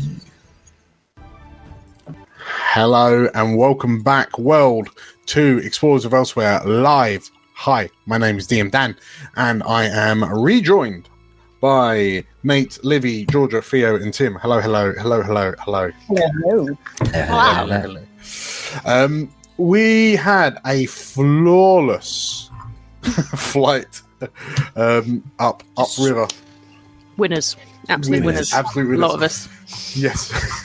But yes, we rejoin the 6 of you, including Coraline, having, like, you made your way away from the not as frozen as you would have liked frozen river, and yeah, we return to you a little bit further along in your journey, but in a bit of a more peaceful moment, such as it is. Hello to everyone who's rejoined us. Yeah, if you haven't already, give this video a like if you want to see more Daggerheart stuff. Subscribe on YouTube, follow on Twitch, and join our YouTube for more Explorers of Elsewhere goodness. But diving straight in, we find you a little while after the excitement of the river chase. And as you have sort of like ventured further inland, further towards Phaisa's lair, we find the five of you sort of like moving through a terrain that is clearly not as it once was. Seemingly the closer you get to Phaisa's lair, the more the environment seems to have radically changed, like transformed, transmutated into an almost an oppressive, icy, snowy climate. The wind that buffets you now kind of cuts through to the bone, and you find yourselves having to swaddle and kind of keep yourselves compact to shield yourselves from the worst of the sudden drop in temperature. There are flurries of snow that kind of fly past you and kind of depriving you of spatial awareness for the moments that you're within it before it kind of passes by. But despite all of this transformation, there is a certain innate beauty of seeing the sun kind of gleaming off this world of freshly frozen landscape. So as you kind of descend into this strange location, a strange kind of biome, let's start with Griffin. Pulling out the tricks from last week, what part of the journey catches Griffin's attention the most? What point of interest or phenomena takes Griffin's notice the most? I think Griffin's going to notice like an erosion into some caves, like an erosion into some of the sort of like mountain wall, and see these really long icicles of various sizes sort of coming down from the sort of top of these small caves.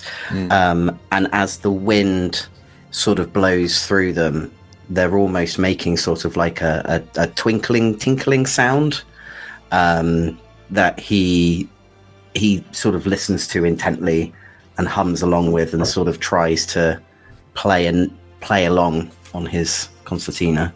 Okay. Livy, what catches Abe's attention on this next leg of the journey? I think as he looks out, he can see that obviously because it's a lot of flash freezing.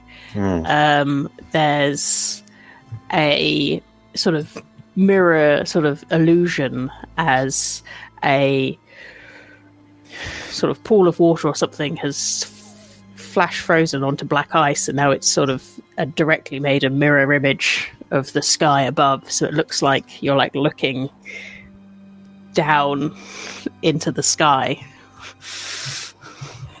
Okay. Amazing. So it kind of gives you the impression that you're almost like walking through the cloud, like through the blizzard clouds overhead. It's like a perfect mirror image. Okay. We're going to ricochet down to Tim. What takes Gardy's notice?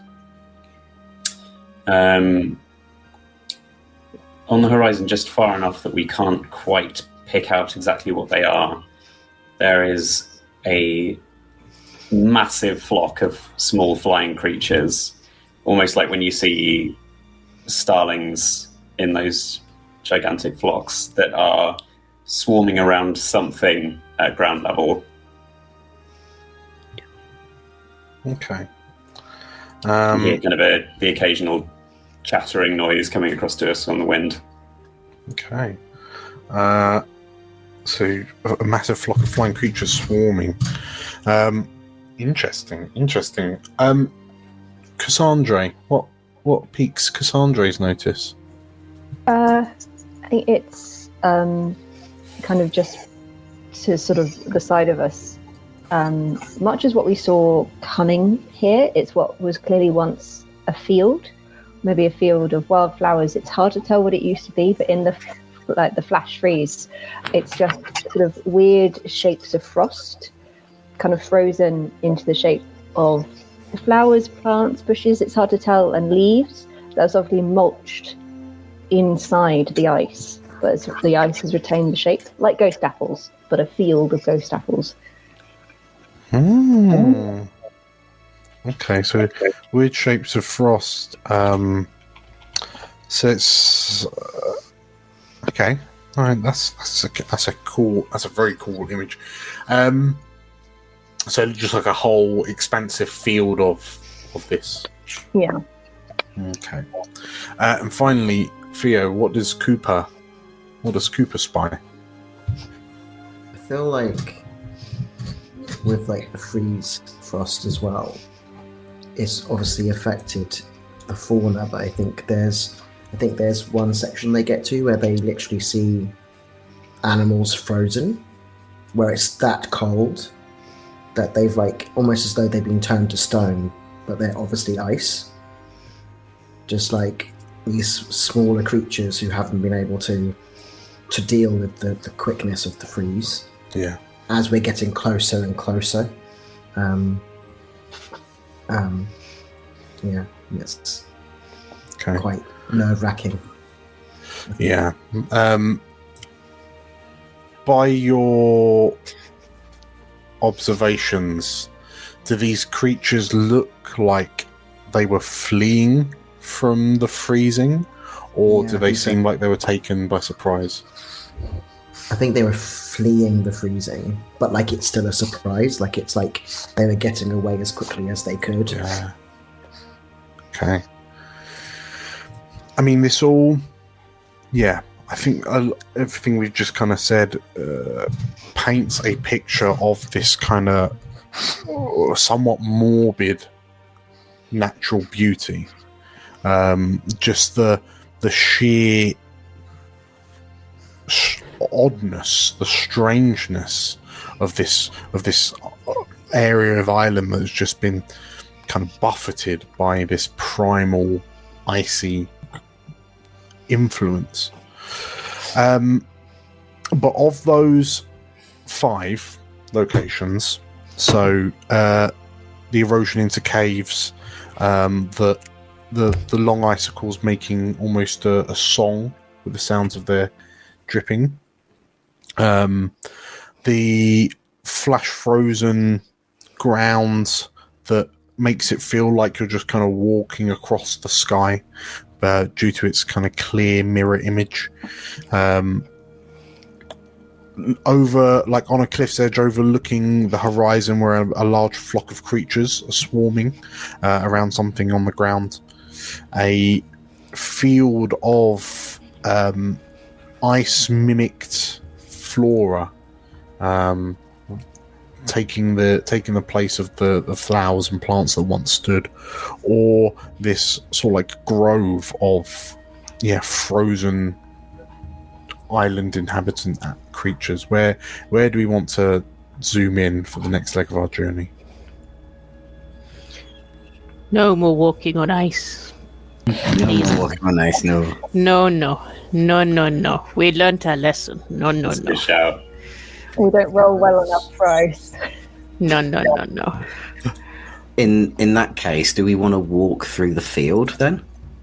With the snapples. With the snapples, yeah. So it's going to be rather crunchy rather than icy. Okay. So the field of flowers, weird shapes of frost. Mm-hmm. Yeah. Okay.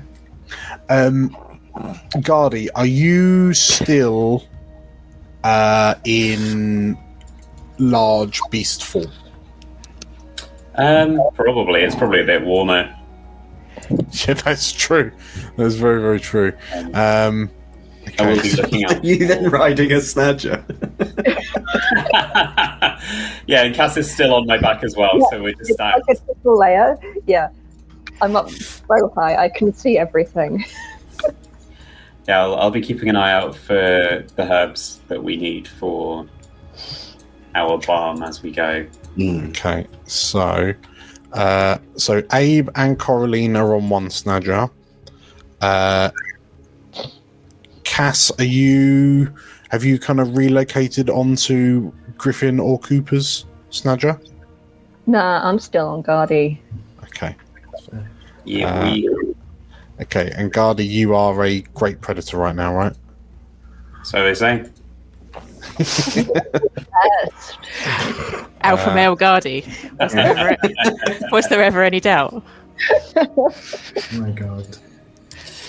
Okay, so Guardy is great beast. So let me just quickly update that. What a great beast. Yeah. Great beast. This whole thing is just for him to try and find some supplements so that he can continue his alpha career.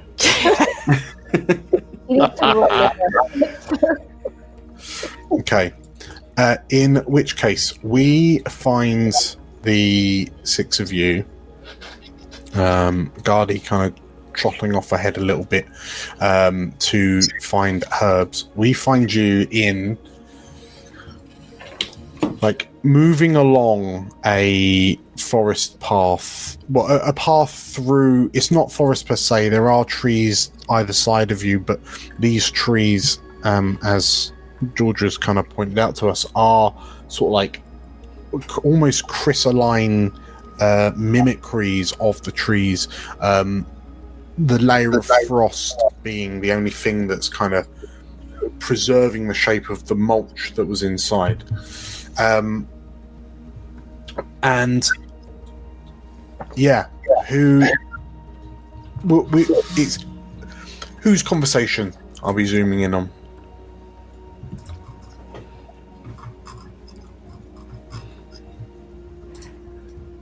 I suppose. Can Guardy speak? Yes, you can speak in beast form. Guardy's little voice coming out of this great big beast. Hello. Yes, you can talk and communicate as normal. Otherwise, it would be just Cass talking at you about the plan. I don't think whether I can talk or not is going to change that. Change that. No, Yeah. He's giving you very strict instructions about what to do once we reach this god, and how she's going to fly you up to it. Cool. We'll tell you what. If Guardy's kind of inverted commas scouting ahead, you're looking for Drake root, was it? Mm-hmm. You think so? Drake flower, possibly. Drake flower. In which case, yeah, perhaps, like Guardy, you have a suspicion that you might find. Well, you've been on the lookout, but if you want to roll me up a check to see if you can find, if you want to actively try and find some now, whilst you're in this sort of like more kind of natural area. Sure. Instinct. Yeah, and does your predator give you any like features that will help you in this endeavor? He's just a big boy, dog. I can carry people. I can hit stuff. That's his whole deal. Great predator. Not do a sniff off. Yeah, no, you're good at attacking, sneaking, and sprinting. Okay. Yeah. That's fair. That doesn't matter because I'm amazing at this anyway. Nice. Well, He finds it pretty scary. it's so scary. No, it isn't. It's in a prickle bush. I'm gonna be fearless. I'm gonna mark 2 stress and do it hopefully instead. Okay. I'm not afraid of no ghost apples.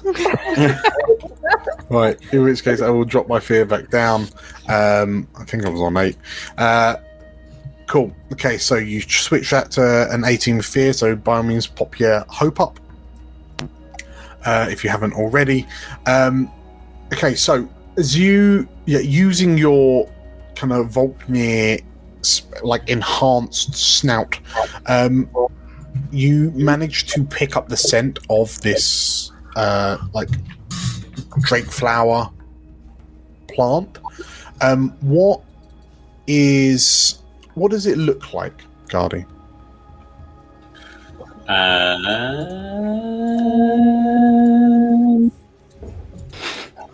It is a reasonably small flower, about the size of like a geranium or something, and all of the petals are white and serrated, look a bit like teeth, which is what gave it its name.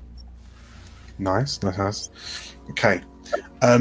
In which case, as you successfully find it and you are able to harvest it, so in your next short rest you'll be able to combine it with the base that you and Cass have already created, and you're hopeful that this will transform it into a suitable cure following Galena's instructions. The Terran Sprite alchemist you spoke to via the Sending Stones not too long ago. I'll probably ask Cass to actually do the picking and stuff because I haven't got hands. He's the one with thumbs. Yeah. Cass, as you are like carefully picking this herb out from the bush that it's under, what's kind of going through your mind as you realise you've now got the last ingredient for hopefully curing this affliction? I mean, she feels like she's finally back on track. I mean, in her head, this should have been happening 2 days ago. Stuff just kept happening. Now she feels like she's finally back where they're supposed to be, back where they would have been.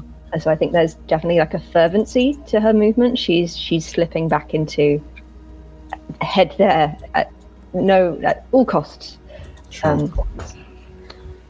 Okay. In which case, as Cass and Gardy are picking herbs, we zoom in on the other four of you. So Abe, Cooper, Griffin, and Coraline. Are there any discussions happening there? I think Griffin is absolutely gushing about the fact that he made Cooper's crossbow look really cool.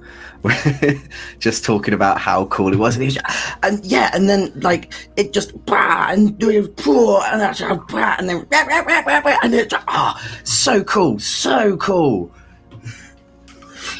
I feel like Cooper is also it's actually quite nice to have something fun to talk about that isn't the disaster that is what the hell is going on right now, and everyone's quite difficult conversations you've had about backstories or the stress it has been to get here or the stress it was on the river. It's been nice to have something successful happen, which isn't just players rolling dice badly, but successful happen that feels worth celebrating to the characters.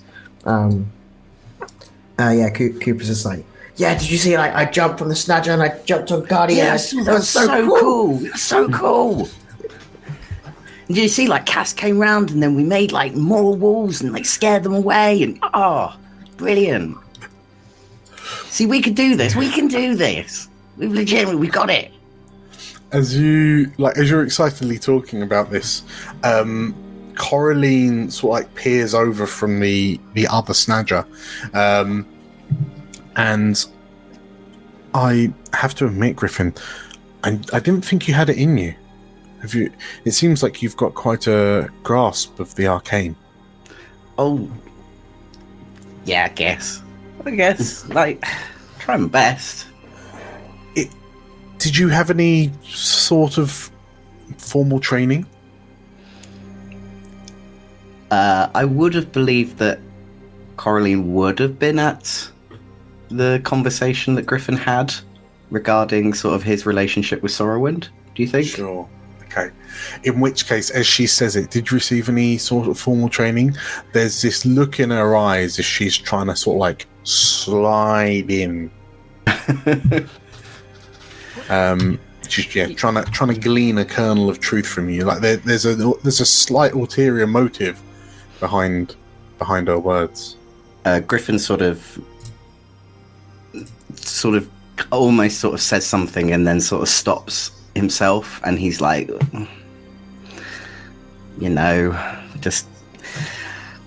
just picked it up from people, really, just from here, there, and everywhere, and other stuff. For the purposes of a very brief recap, what points did Griffin touch on after his flip out? After his flip out, he touched on the fact that he was a staff member. He was part of Lord Sorrowwind's court, and when he turned Sanguivar, that it was that he was almost enrolled into be more of a soldier rather than a servant. Sure. In which case, Coraline sort of like pulls the snadger closer in towards yours, so it's not excluding like Cooper or Abe from. I mean, it definitely can't exclude Abe. He's on the same snadger, but it's it's not like she's bodying you out of the conversation, Cooper. Last I heard, Lord Sorrowwind, Lord of House Stonethrath. That's a powerful Asavari High House. Yeah. And he's not nice, and the less we talk about him, the better. So let's just carry on, shall we? As you say, he's not nice. Like, you notice that Coraline's kind of eyes drift away slightly. And then as you say, as you can kind of conclude, let's talk about something else, she kind of looks back to you, and there's only so much that you can keep from us about this, Griffin. A lot of my experiences in the war were fighting against House Stonethrath. I think it would be wise if everyone understood the gravity of the threat that House Stonethrath poses. As one of Akan's favoured houses, and she sort of like looks you. She stares you directly in the eye, but you kind of get the impression she's not looking at you. She is looking at your blood red eyes.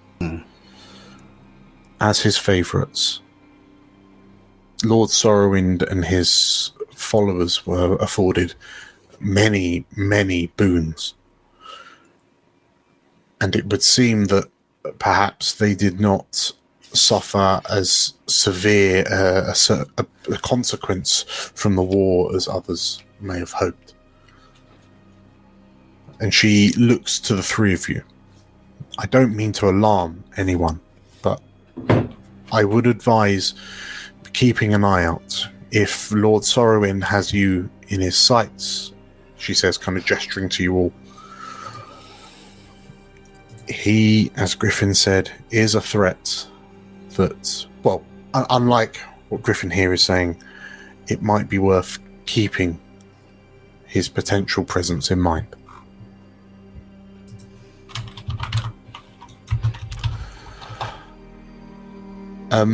And she kind of gives you a supportive smile, Griffin. But you can see that, like, there's something kind of haunting her a little bit behind her eyes as she says it. Cooper, are you feeling better? You had a restless night last night. Yeah. Just to recap, I did tell everyone what happened in my dream. Like, I expressed that it felt like a dream. Like it didn't feel like a dream. But obviously, I woke up, so I don't know how much of that, like if like it was Exo doing magic on me or something else. But Cooper told them what happened, but he still isn't really sure how much of it is real or how much of it is just a nightmare, or because he's still processing everything that happened as well. So yeah, he was like, well, stressful trips. I don't know. It's weird. I don't know too much about Kervotha. That's the name he used. I kind of tried to like not engage with all that stuff. Wasn't part of my job. My job was just to do things for people. So whilst I know about it, it's not something I fully engaged in. If it's something that I should be worried about or not, I don't know. I don't understand it. That's the thing.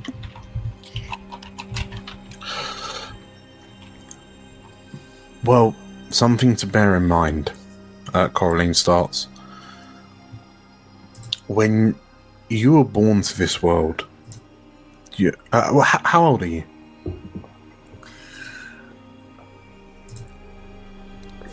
40-something? I don't know. I didn't actually get given a birth date, so we've kind of just been pretending there's a date, but it's around that. At the very least, then, there were decades where Kervotha was looked up to by the people of elsewhere, just as we look up to the other dragons. Her fall from grace happened long after you were born. So perhaps whatever purpose you had that she sent you here for, I don't want you to think that it is inherently tainted because of her actions during the War of Dragons. Right. Okay. Unlike you, Exo is one who has been twisted, corrupted. His original devotion to Kervotha was a choice. And now the path he has taken in the aftermath of the war, based on what he was saying to you, that is a choice as well. You may have similar backgrounds with connections to Kervotha, but you and he walk wildly different paths. Well, yeah, I'm not a dickhead. Well, hopefully. I have my moments, I know, but...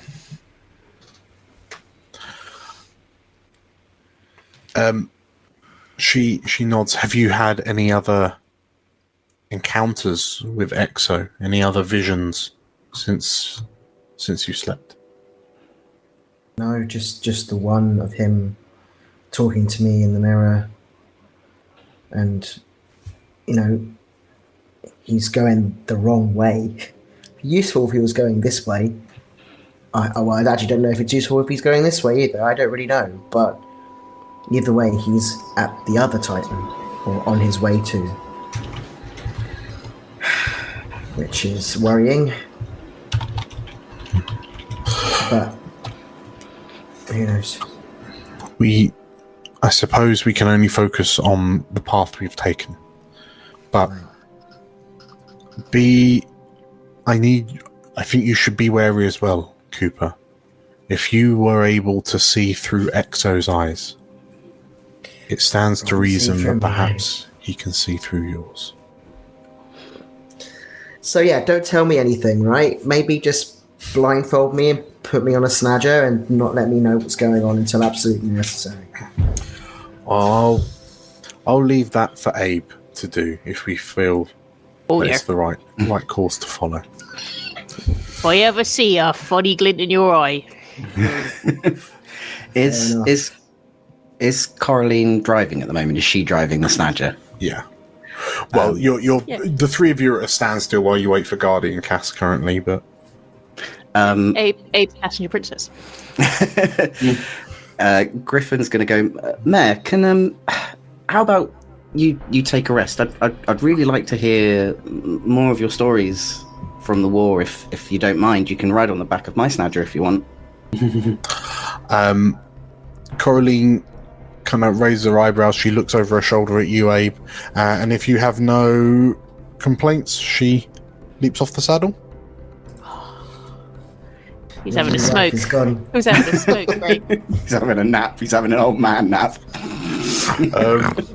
Yeah, Coraline, you watch as she sort of like approaches the side of the snaddle. She places her hand on one of the sort of like the protrusions on the side of the snail-like shell, and sort of like getting a hold of that and a bit of the leather, she places a foot like on the Snadger's leg, and then almost effortlessly just like scales up the side of the shell and kind of drops herself into the passenger seat.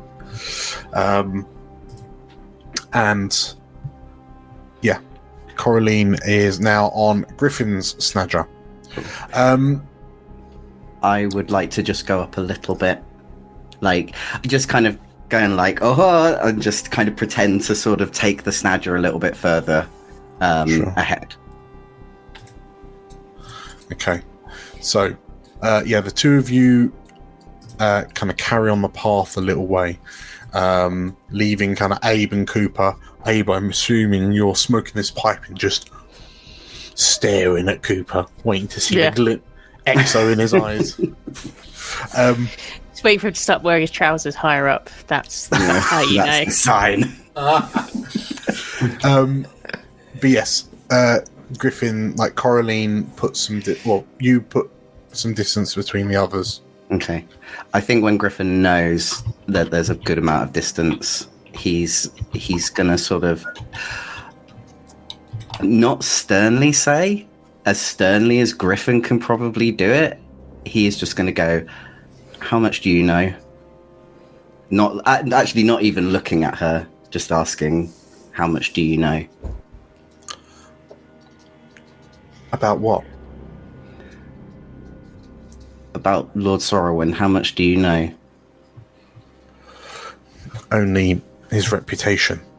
I never met him on the field of battle, but House Stonehurath has taken a lot from me. I'm really sorry about that. She shrugs, and it seems like House Stonehurath has taken just as much from you. I do not consider you a threat or an enemy, Griffin. Thank you. I feel scared about telling the others. They don't know. They really don't know what kind of man he is. And yeah, if he finds out about me and he knows that they're involved, like, there's stuff he could offer them that could really, I don't want to say turn against, but probably something that they wouldn't pass up. And if they don't have anything he can offer, then that's when the blackmail will come in, the threats will come in. I don't want to scare them too much.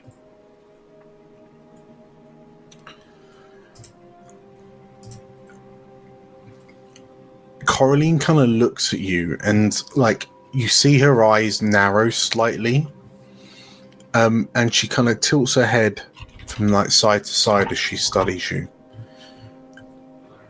And then she kind of straightens herself up in the saddle, and rest assured, the form of battle mage is one of balance, offense, defense, mixed into a dance. One of these gauntlets seeks vengeance against Exo, but this other gauntlet seeks protection for my companions. So as long as I still draw breath, you will be protected, Griffin. Thank you. I appreciate that. And Coraline just kind of gives you a polite, curt nod. At this point, Gardy and Cass, you have successfully extracted the herb, and you have the herb in hand. This is an opportunity to take a short rest, which you can use to also top up to finish off the cure, or do you want to carry on, like gain some more ground before taking a rest? I feel like we should make the cure just to have it. I think so. I think before, just in case. Okay. Yeah, something just randomly attacks us down. I'm going to go man mode. Okay. With Cassandra still on top of you. Possibly I do forget to mention it. just as Cooper looks over. So I feel like Cass is taller than you as well, so it's like, oh. Yeah, you're just like standing and I'm just on the ground. In which case, if we are starting a short rest, I'm pretty sure you can like click what you want to happen in the short rest from your character sheets by clicking on the little knife and fork in the top right of your characters. So if you all go through and kind of click those through, hopefully they'll roll through to chat. But we'll focus specifically on Guardian Cass. How are you looking to? If you're looking to do the cure, like normally projects are long rest, but I think it's, we can certainly. I think between to spend time on the cure will cost 2 short rest actions, and you can split them between you if you so wish. Oh, so we can then both have one. Yeah. Short rest. That's cool. For all purposes. I'm fine with that. Shall we? Well, how are you for hope? I was quite good for hope. I don't think I am anymore. How am I? Oh, actually, I've got 3 hope. Shall we prepare together as our action? I was going to clear some stress. Fair. I will also clear stress then. Okay. So, Abe is double preparing to take you up to 6 hope, is that? Potentially. No, it should be... Because you're on 2 hope at the moment, I believe. 2. Which is a hope, isn't it? 2 hope. Oh, sorry, 1 hope. Yeah. So you got to 4. So, Abe, what are you doing to prepare?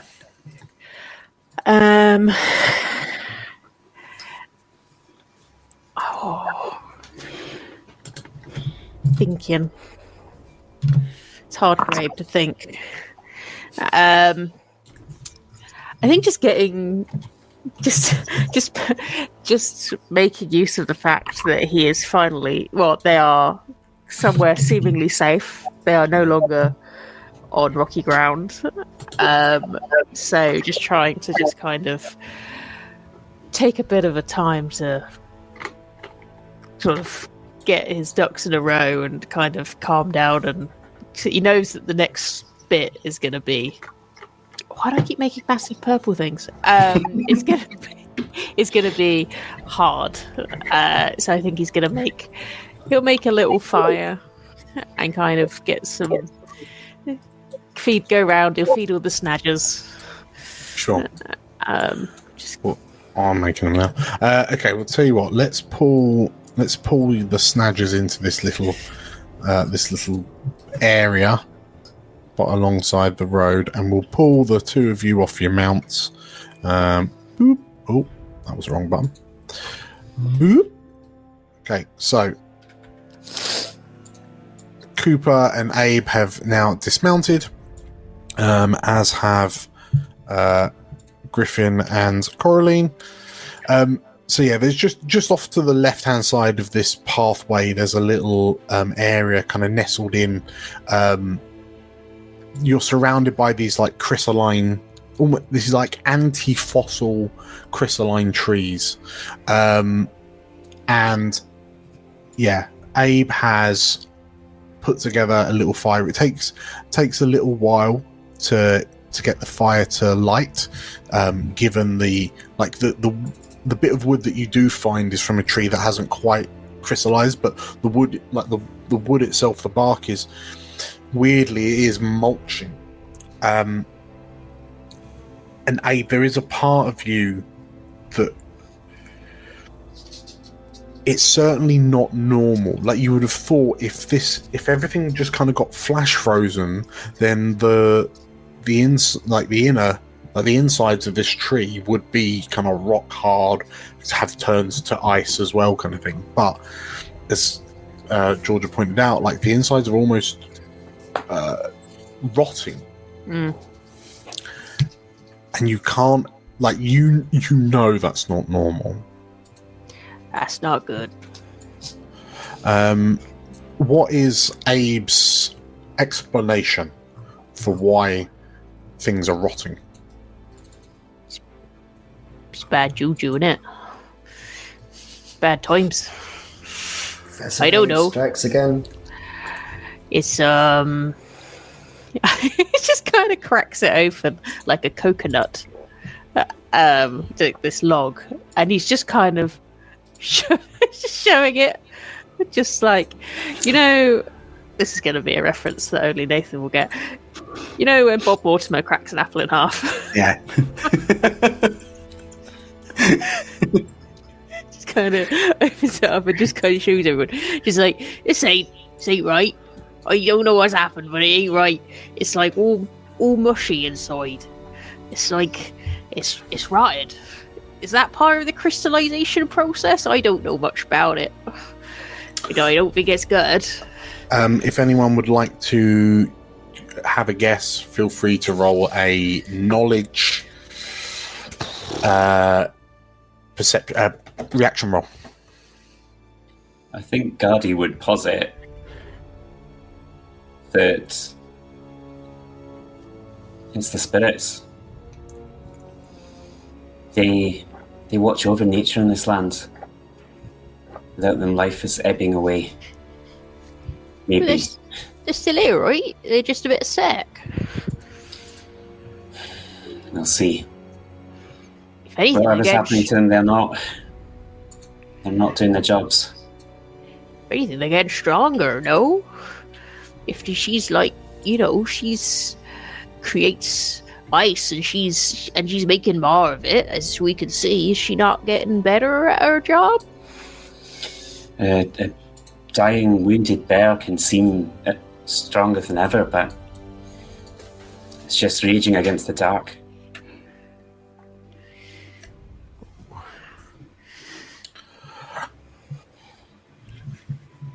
Does no one's hoping to roll?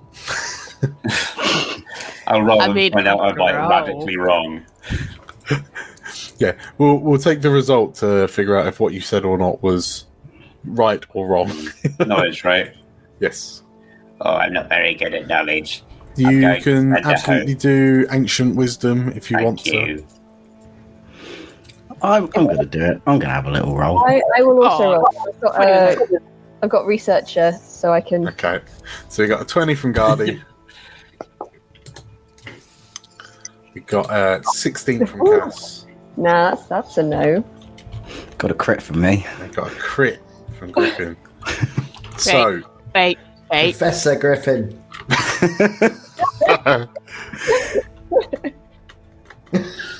Oh, the keeper's not rolling.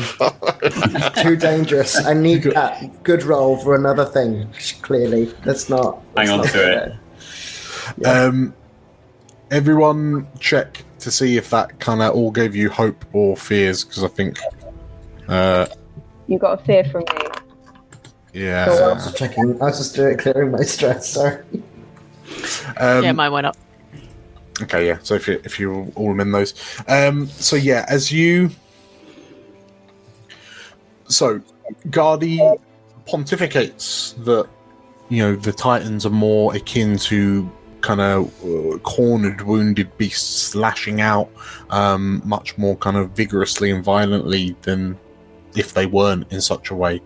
On a 16 from Cass, what's Cass's surmising? And this is almost certainly going to be a correct statement. She would assume that the magic of the wild spirits is disconnected from the creatures themselves. It's something they wield rather than something that they are. So if they are unable in some way to wield this incredibly powerful force that they have, it will be lashing out. So it's like someone with a sword versus someone who's drunk with a sword. It's still the same sword, but the way it's being wielded is different. Okay. Coraline, she's tapping on her bottom lip with her gauntlet, and then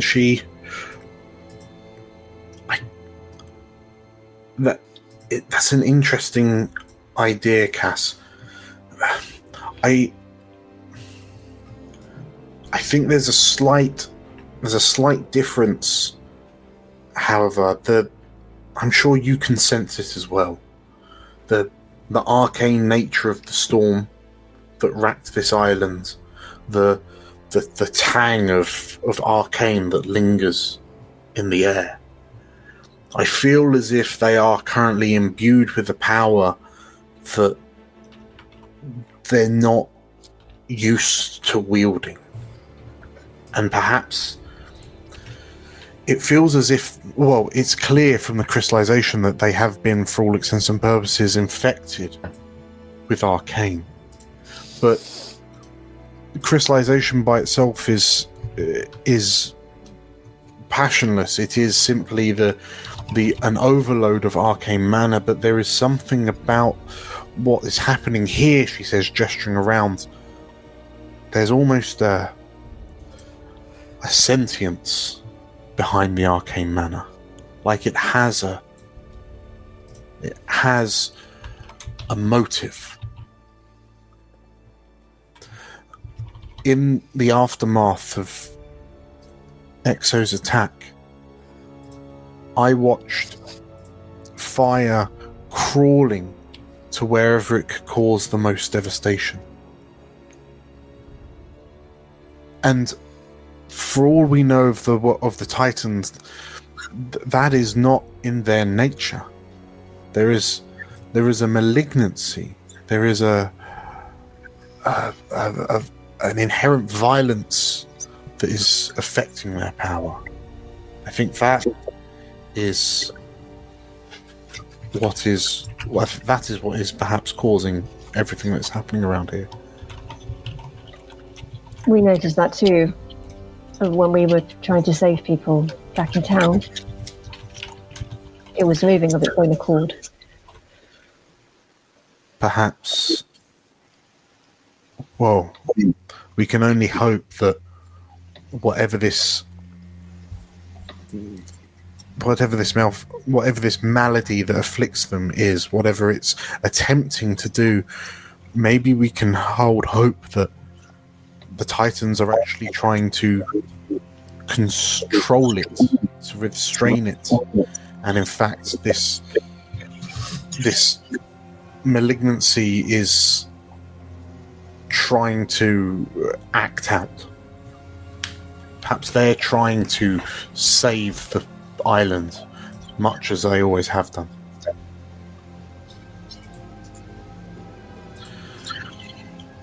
What's Griffin's thought? Yeah, on a critical. Just not good. And it's got to be good because I can't really refute a crit. Say it's just a naturally bad winter and we can all go home. Yeah, It's fine. if they just all have like a really nice nap, they'll be absolutely fine.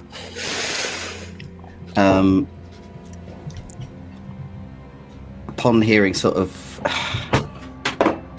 Yeah, I don't really know. I think Coraline, after hearing Coralina say that, Griffin's going to remark, do you think that's the same what's happening in the mountain?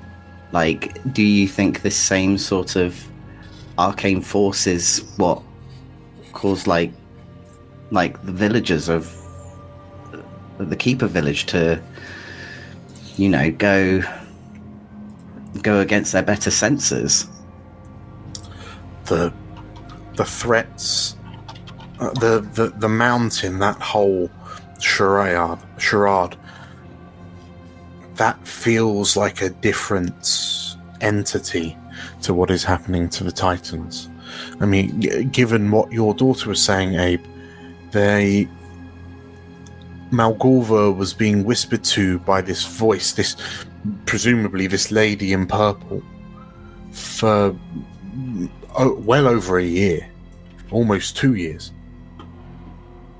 That predates this infection that's afflicting the Titans.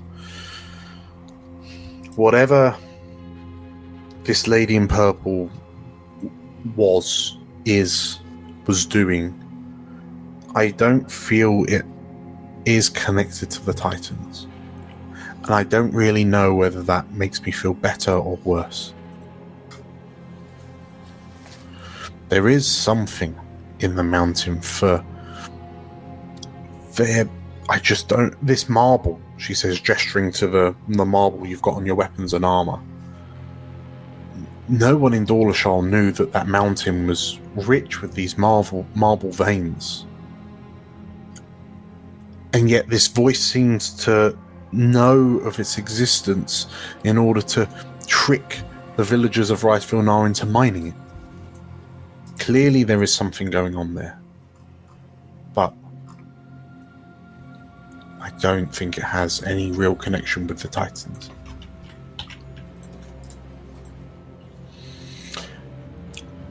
What's Abe's mote of wisdom?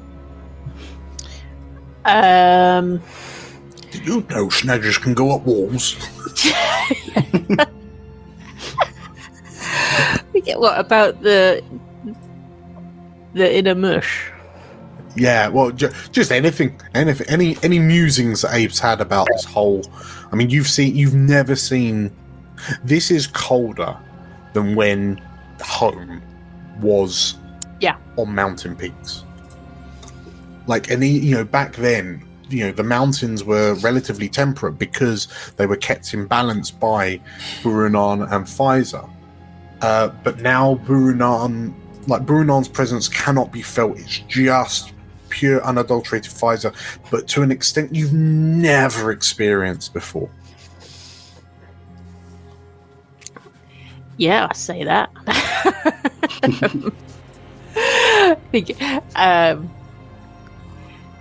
Yeah, I mean, it's all a bit of a bafflement to Abe. He's not a smart man. But he's just kind of... He knows it's bad. He knows it's not good. And it's all Malgorva's fault. All of it. So... I go... I don't know, it's just not right. I don't feel they have any connection to the land anymore. I mean, I was never, devout as my wife was. She would often speak of the gods and the spirits, but she'll be so upset to see what it has become.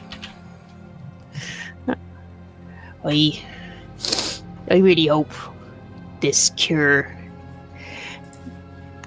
can change the tides, because I don't see it getting no better.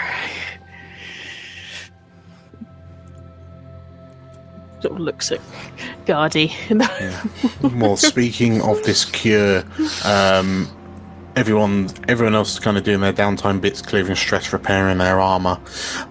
Guardy and Cass. If one of you spends hope to help the other, decide amongst the two of you who is applying the herb to your cure. What are we rolling to apply? I'm thinking it probably needs to be like I could see arguments for like knowledge, finesse. Say finesse is tinkering, which I think knowledge or finesse. Knowledge. I'm quite bad at both of those things, so you crack on.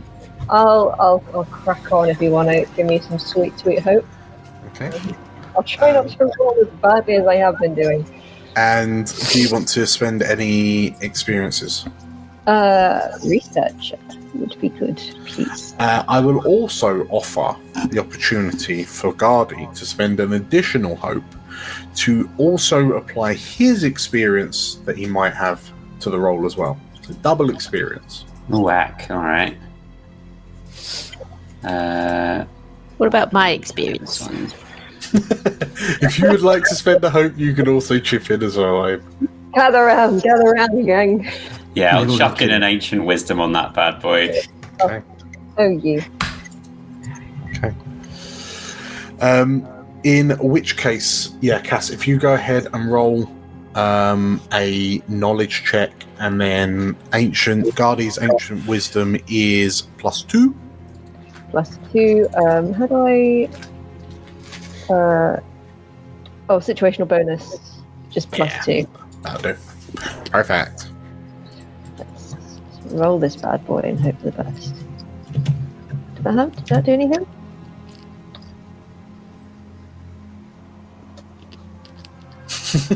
It's thinking about it. Did I do something wrong? So if you click on knowledge in your character sheet, and then researcher, yeah, and then +2. That should roll. Yeah. Try it again. I'll put your hope back up. Oh, there we go. Okay. 16 with hope. 16 with hope. In which case, as you all kind of watch, I guess, Guardian, Cass, you're almost using the campfire as your alchemical station in a way, just to get you some heat to make things happen within this mixture. And like as you kind of, I'm picturing perhaps you like grind down the dragon flower. The fact that it's cold, it's already a bit crispy, which aids in the sort of like the powderification of it. And like while you've been talking, you've just kind of been taking turns swilling the potion over the flame to try and get it to mix in the presence of this kind of adverse cold weather. And Cass, as Abe mentions the cure, you kind of look down and what does your concoction look like? Color, texture, consistency. Yeah, remind me what the other 2 ingredients were. I should have written them down. Go, Tim, go. What? What were the other 2 ingredients? We're being asked questions about. Oh, it's alright. It's fine. We've already got those in a pot. We're all good. I mean, like what it looks like. Yeah. What does the tooltip of this potion look like? What does the thumbnail of it look like? Good question. I think it was like oils and stuff before, so it'll be that like a suspension of the. So it'd be more like the teeth, the kind of the teeth herb that we've just ground in. So it'd be kind of like, I imagine, a whitish green kind of like toothpaste. Yeah. Okay. In which case, Cass, as you look down to this vial that's got this kind of whitish liquid, flecks of kind of green, kind of glowing ever so slightly, suspended in the mixture, I can inform you all that the final segment of Guardy's cure has been completed. Hooray! Yes. Congratulations, you have a cure.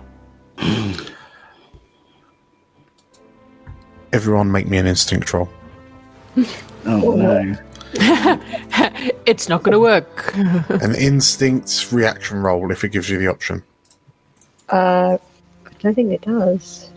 No. Reaction? In which case, if you roll with hope, make sure to turn the hope off. Oh, there's a lot of dice over there. Yeah, I'm just having. Oh my goodness. I got a 16 with hope. Okay, so we've got a 16 from Attaboy. Cooper. So yeah, those of you who roll with hope, make sure to deduct the hope back off your totals, and I'll deduct the fear off. So we've got a 16 from Cooper, a 20 from Cass, a 5 from Abe, a 15 from Gardy, and a 15 from Griffin. In which case, as all attentions are kind of focused on this cure that has just been successfully created, those of you who've rolled 15 or higher, which I believe was so Cass, Cooper, everyone but Abe, unfortunately. Yeah. You hear a rustling in the trees behind you. And as you turn to look up, seemingly rising from a mound of kind of frozen vegetation, stands a tall, like humanoid-like figure, draped in green leaves and skin like wooden bark. And as this figure kind of stands tall, what almost like two large leaves that are almost like butterfly wings kind of unfurl from around him to around itself to reveal its splendor to you, and you all immediately recognize it. It's the guy from the shrine. You recognize it as the figure from the Standing Stone Shrines. And as this figure sort of like stands to attention and like peers down at you, two additional arms kind of unfurl from under the leaf-like wings, and you notice that they are clutching two thorn-like daggers, two blades that look like thorns in its hands. And as it kind of tilts its head and peers at you, its glowing yellow eyes kind of cutting through the murk of the coldness around you. You hear a flap of wings as from overhead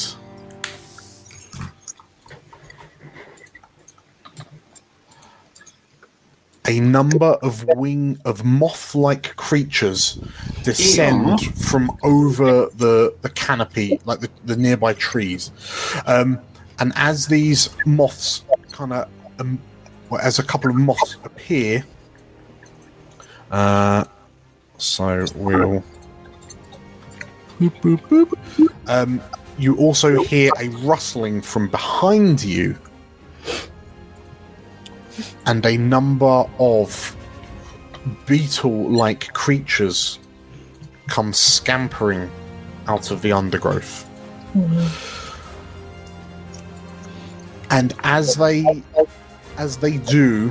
kind of emerge from their respective hidey holes, all of you bar Abe are able to kind of notice what's happening before they get a chance to strike. But so Abe, you're temporarily vulnerable until you flush that with one of your turns. But you notice as this kind of verdant humanoid, like four-armed humanoid, kind of summons these creatures, it looks up to the creatures in seeming confusion.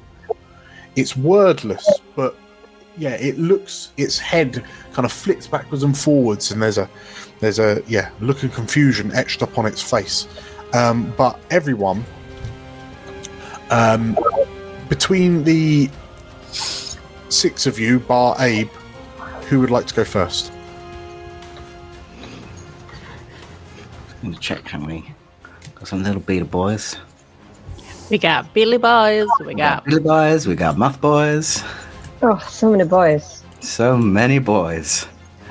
But who is the bad boys? Could I do something, Dan? Yeah, go for it. I think, like, surprised by everybody there. I think Cooper will suddenly feel like a flash of panic that he hasn't, like, doesn't feel like there's anywhere that he can hide. And sorry, I was heard the cat purring. It really threw me off.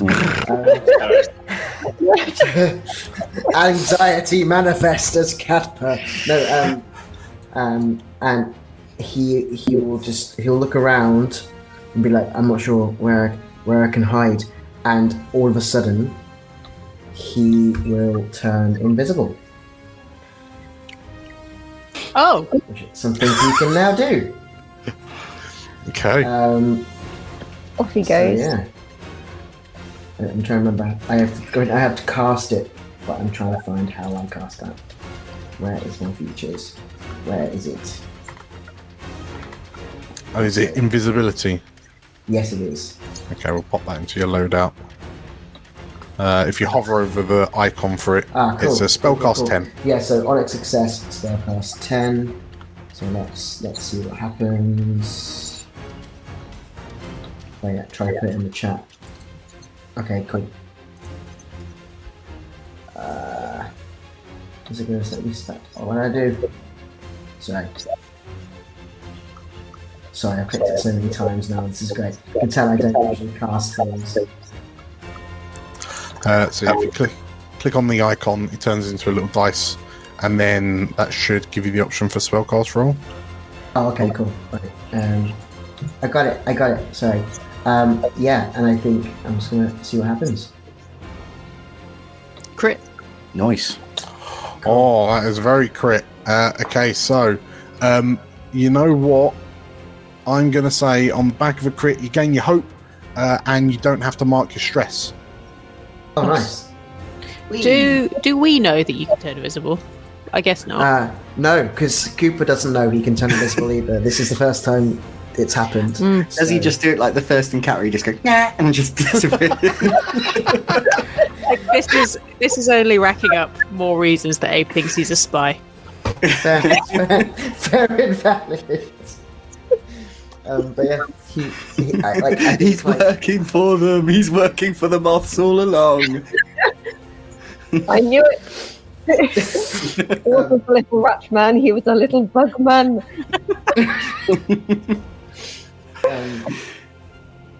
So place a number of tokens on this card equal to your spellcast trait, which I don't know what that is. If you could help me, that'd be great.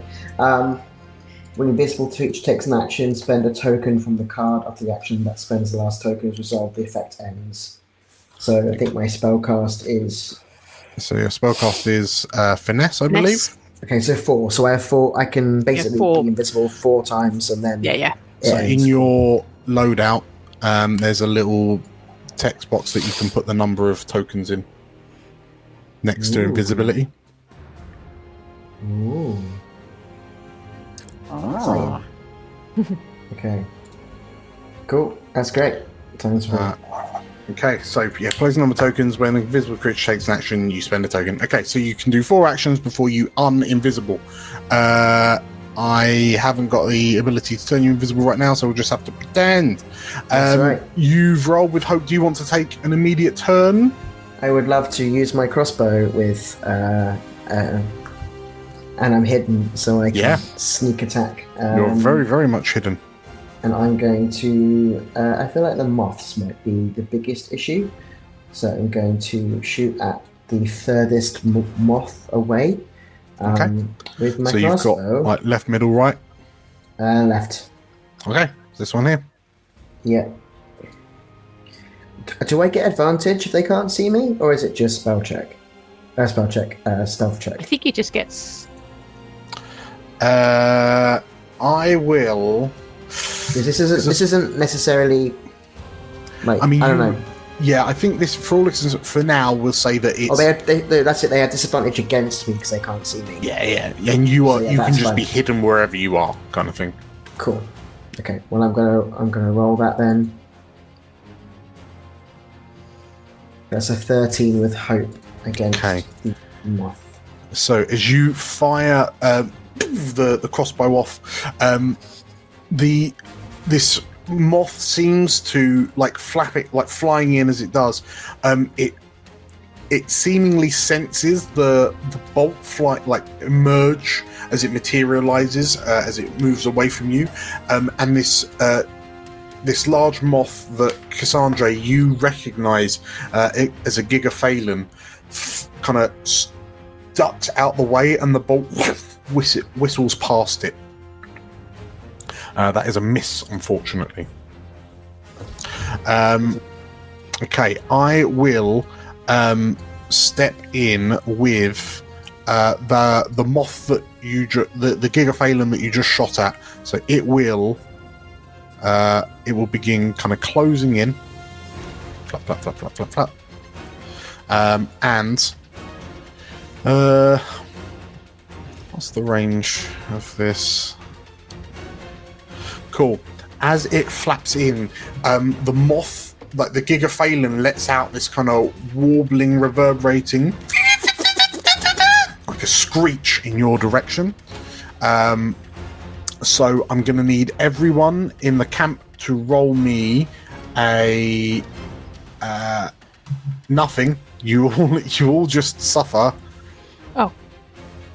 You all just suffer. You all just suffer. 2 stress. As you have to clamp your hands over your ears as this thing lets out this kind of ear-piercing screech. Damn, and it marks a stress. The snadgers begin kind of pulling wildly against their tethers. Yes, you all suffer 2 stress. What does Guardy do? Well, you're on mute. Sorry, I was on cat safety mute. How close together are Big Moth and Little Beetle? Down here. So, what with the verticals and such. A well-known duo. So realistically, the gigaphalon is within close, or it's probably about 20 feet up. So close, realistically. That is a pity. All right, then instead, I will entangle the knife boy. Oh, okay. I don't want him to knife us. Oh. I know.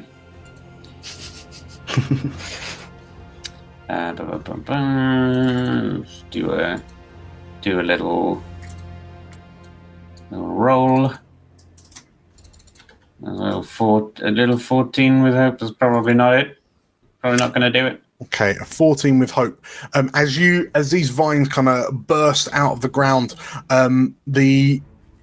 this kind of tree-like creature sees them coming, and you watch as he sort of wraps its hands around the vines and functionally wrenches them from the ground, and you watch as the writhing vines then become part of its form. Ooh. So you do gain your hope, but that has not hit, unfortunately. I think I tried to use that on him last time, so I'm not surprised he was ready for it. Yes. It as the hammered rider sort of absorbs these vines, and you see it sort of still looking around at in confusion at the gigaphalons and Abe. What name has Abe given to these little beetle-like creatures? Well, the moths are flutter shrieks. Uh-huh. And the little guys, let's have a little look at this little guy. It's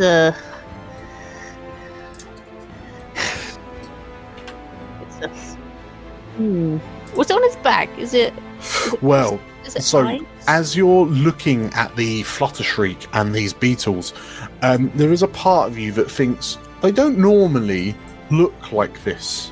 Like they seem to be kind of partially transformed by this. Like there's ice hanging off the wings of the Fluttershrieks of the Gigaphalon, and the shell of this beetle has just become like encrusted with frost. Okay. Almost So it's like not these normally creatures. frosty. Yeah, like these creatures have been transformed in some way. And Guardy, as you move away and you kind of glance over your shoulder, you notice Abe looking at these creatures in confusion, and it dawns on you, it's the same look of confusion that is on the face of the Hammered Rider. It's not. Hmm. That's a rocky scuttle, that is. A rocky scuttle, okay. So And a the rocky Flutter- scuttle should be rocky, but not icy. Not icy. It's not an icy scuttle. Okay. In which case, Abe is in the What's so it's my turn, big one. So Oh, the Scarb so after Guardy, the Scarb, one of the Scarb beetles will jump down from its ridge and then scuttle up to you, Abe, and it will have a nibble. oh. For 14 to hit. Yeah, that will hit me. That will hit. Okay. So first things first. As the pincers I don't like the sound of that, Dan.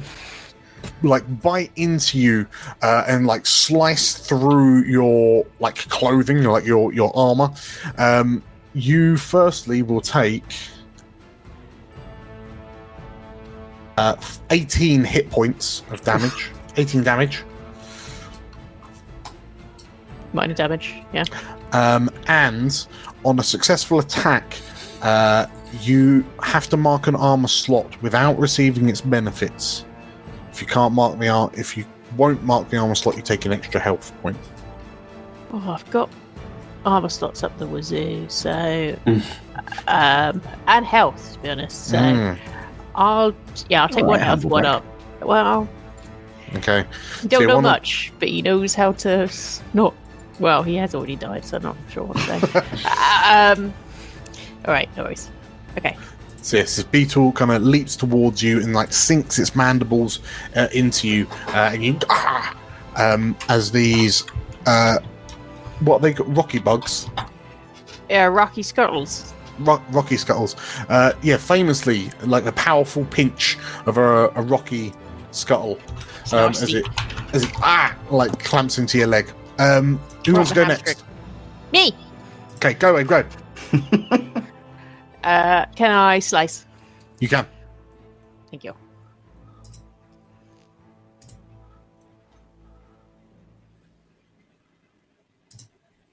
So 15. A 15 with fear as you bring down your axe, like leaning into the. Well, you swing your axe, and it's in this moment that you kind of miscalculate the extra weight from the marble on the axe blade, as you just glance off the shell of the scarb beetle of the rocky scuttle. And you just kind of get the feeling if you didn't have this marble on it, perhaps you would have hit it. That's why I like my old reliable, not this new reliable. It ain't as reliable, that's for sure. So yes, your axe like slides just off the side of it. I will activate, and one of the other Gigaphalons swoops in, and it's going to fly directly over the camp. And it just sort of like kind of swoops in and then lifts itself up and its wings open wide. And Abe, have you ever seen a what did you call them? Flappy screechers? Flappy. It's a flutter because it's a Flutter beautiful screech. creature. It's a flutter screech. Okay, so you know that it looks like the flutter screech is about to like shake out its pollen, like the dust that it usually you've seen it do, but it looks like it's preparing for that. Who wants to go next? I can go next. Okay, go Griff, go. I'm gonna cast a fireball. Set it on fire! I'm gonna set a fireball at the furthest one at the left. So hopefully, and try and get the little beetle as well. Sure. That's next to it. He's gone fireball mad. He's drunk off the fireball power. He's drunk off power. I'm gonna use my arcane magic, knowledge of arcane magic as well, to bump it up. Albeit, and I'll roll. It's a 16. 16 doesn't hit. Doesn't hit the. What if we tag team? Do I know you're there? I'm like, Well, that's the thing, because Yeah, you don't you're know. invisible. I like your fireboat goes to go, but I use my like last time. So I'm invincible, so I use my crossbow to like fire the go through the fireball to then still hit. So if I Coop, if you want to spend the and I'll spend the free hope. Yeah. I'll spend the free hope. 1, 2, 3, and then improve dagger. I'm gonna add more hope and do reckless aim as well. No, not reckless aim. Excellent aim. Excellent aim. Okay. Excellent aim, and then we'll see. Was that awful? no, it's a 19 with hope. 19 with hope. That was good. 19 with hope. Griffin, you watch as your fireball like arcs in. The explosion kind of rips out, and it engulfs the scar beetle that's kind of poked its face out of the frozen undergrowth. But you watch as the Gigaphalon sort of like flaps its wings and gains height to pull itself away from the explosion. And then seemingly out of nowhere, you watch as this crossbow bolt flies out through the flames of the fireball and strikes the Gigaphalon. Nice. That is a hit for both of you, so you both get hope. And please roll me combined damage. Could you do a reaction roll as well for that, Dan? Oh, yes. So the Gigaphalon is going to roll a 17. Okay. So that's fine. he takes half damage from my fireball if he succeeds. No, because we're using the Cooper's 19 with hope. Okay. Yes, true. And the Scar Beetle will take full damage as well. Yeah, boy. How do I add sneak attack again, Dan? It should be on your character sheet. It's under It's not under the option for improved features, crossbow. class rogue. Big boy numbers. 46. Okay. Big boy numbers.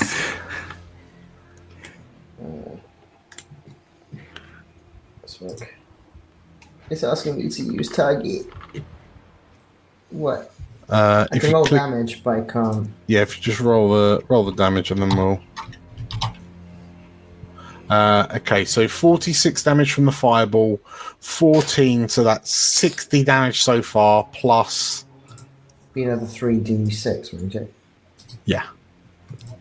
I'll just do that. Anyway, wasn't gone. So it goes. Oh god. Nope, that's not helping. I don't know how to You use said it. this anymore. So we'll do that. So 72 damage. Yay! On 72. one beetle. 72 damage. Suffice to say, that is uber severe. You have definitely more than doubled on that up front. So the Scar Beetle takes a healthy 4 hit points worth of damage, and the Gigaphalon, you've also doubled its severe there as well. So that also takes 4 hit points of damage. I will go out of my way to say, given its fire attacks, why not? The explosion, the explosive force of the fireball shatters the two of them as the fire melts the ice that's kind of encasing their bodies, and they almost, well, you're unsure if it's the fireball or their kind of transformed nature, but they almost fall to bits as the ice kind of is blown away. Very good, Griffin and Cooper. So Cooper, your invisibility drops down to 2 ticks. Yeah. If go. As that explodes, you Cass and Cascardi and Coraline, like as you're kind of viewing the scene around you, you notice that this creature stood on the rock to the south of you, like it's looking around and it seemed like watching two creatures get annihilated by this fireball.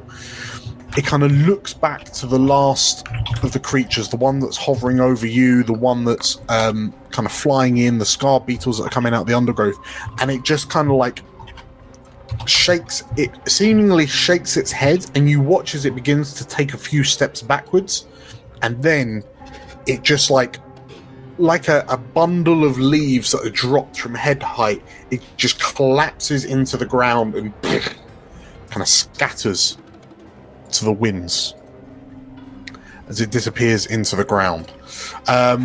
Who wants to go next? I'll smash. Okay, go.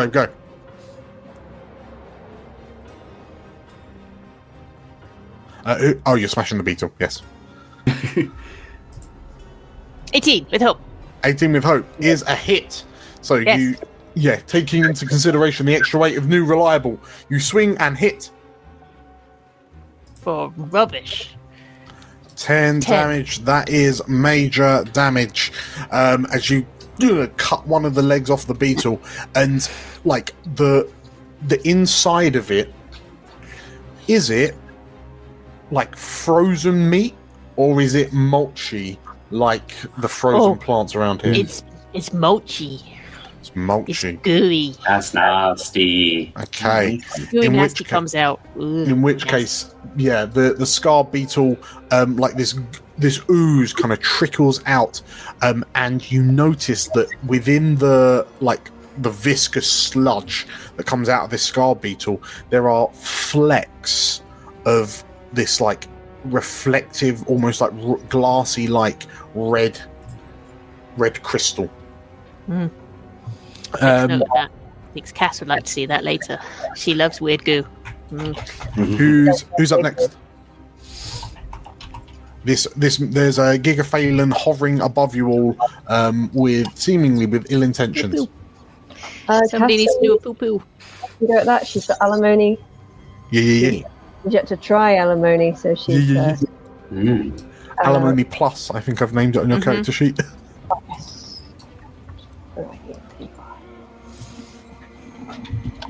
That one? No, they did not roll.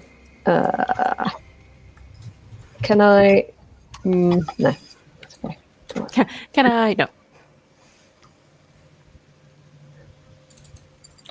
Okay. 14 a 14 with hope does not hit, unfortunately. As you go to shoot, the creature, like the Gigaphalon, flaps out of the way, but you do gain the hope. Do you want to move before you finish? No, I think she's fine where she is. Okay. In which case, I will, as it passes over to me, I will spend a fear as the Gigaphalon over you shakes its wings and body, and pollen begins to rain down upon you. I'm going to need everyone in the camp to roll me an instinct reaction roll, please. Ooh, baby.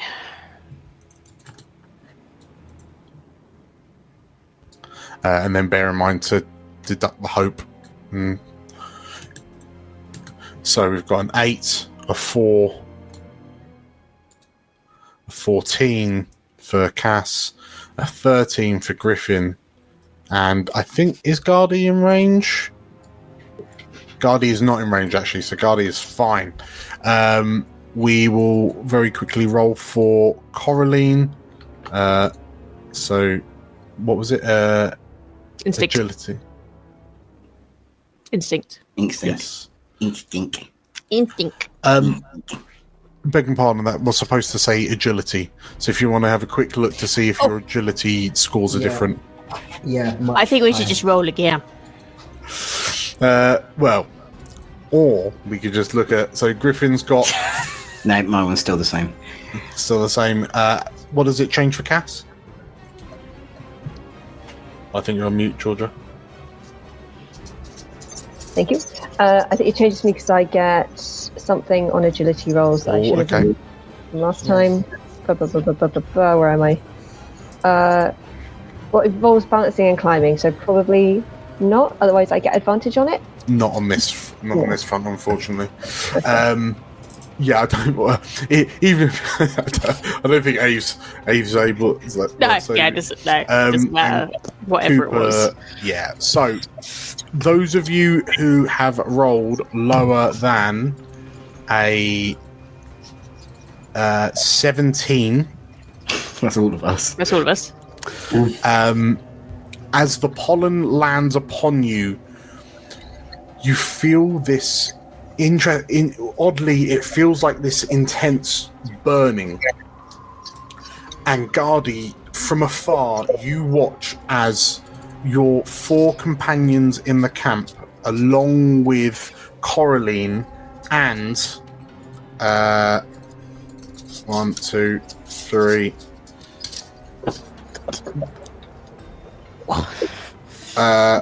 All but one of the snadgers are flash frozen as the pollen lands on them, and then like a sub-zero fatality move, the ice encases everyone but one of the snadgers in the group. No. And as this gigaphalan sort of like finishes vibrating and then kind of flaps its wings open and kind of lifts away, letting out another like warbling screech.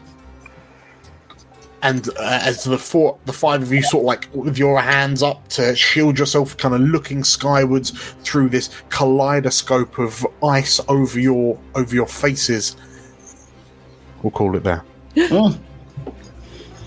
Frost. Frozen boys. I don't want my insides to turn to mush. No.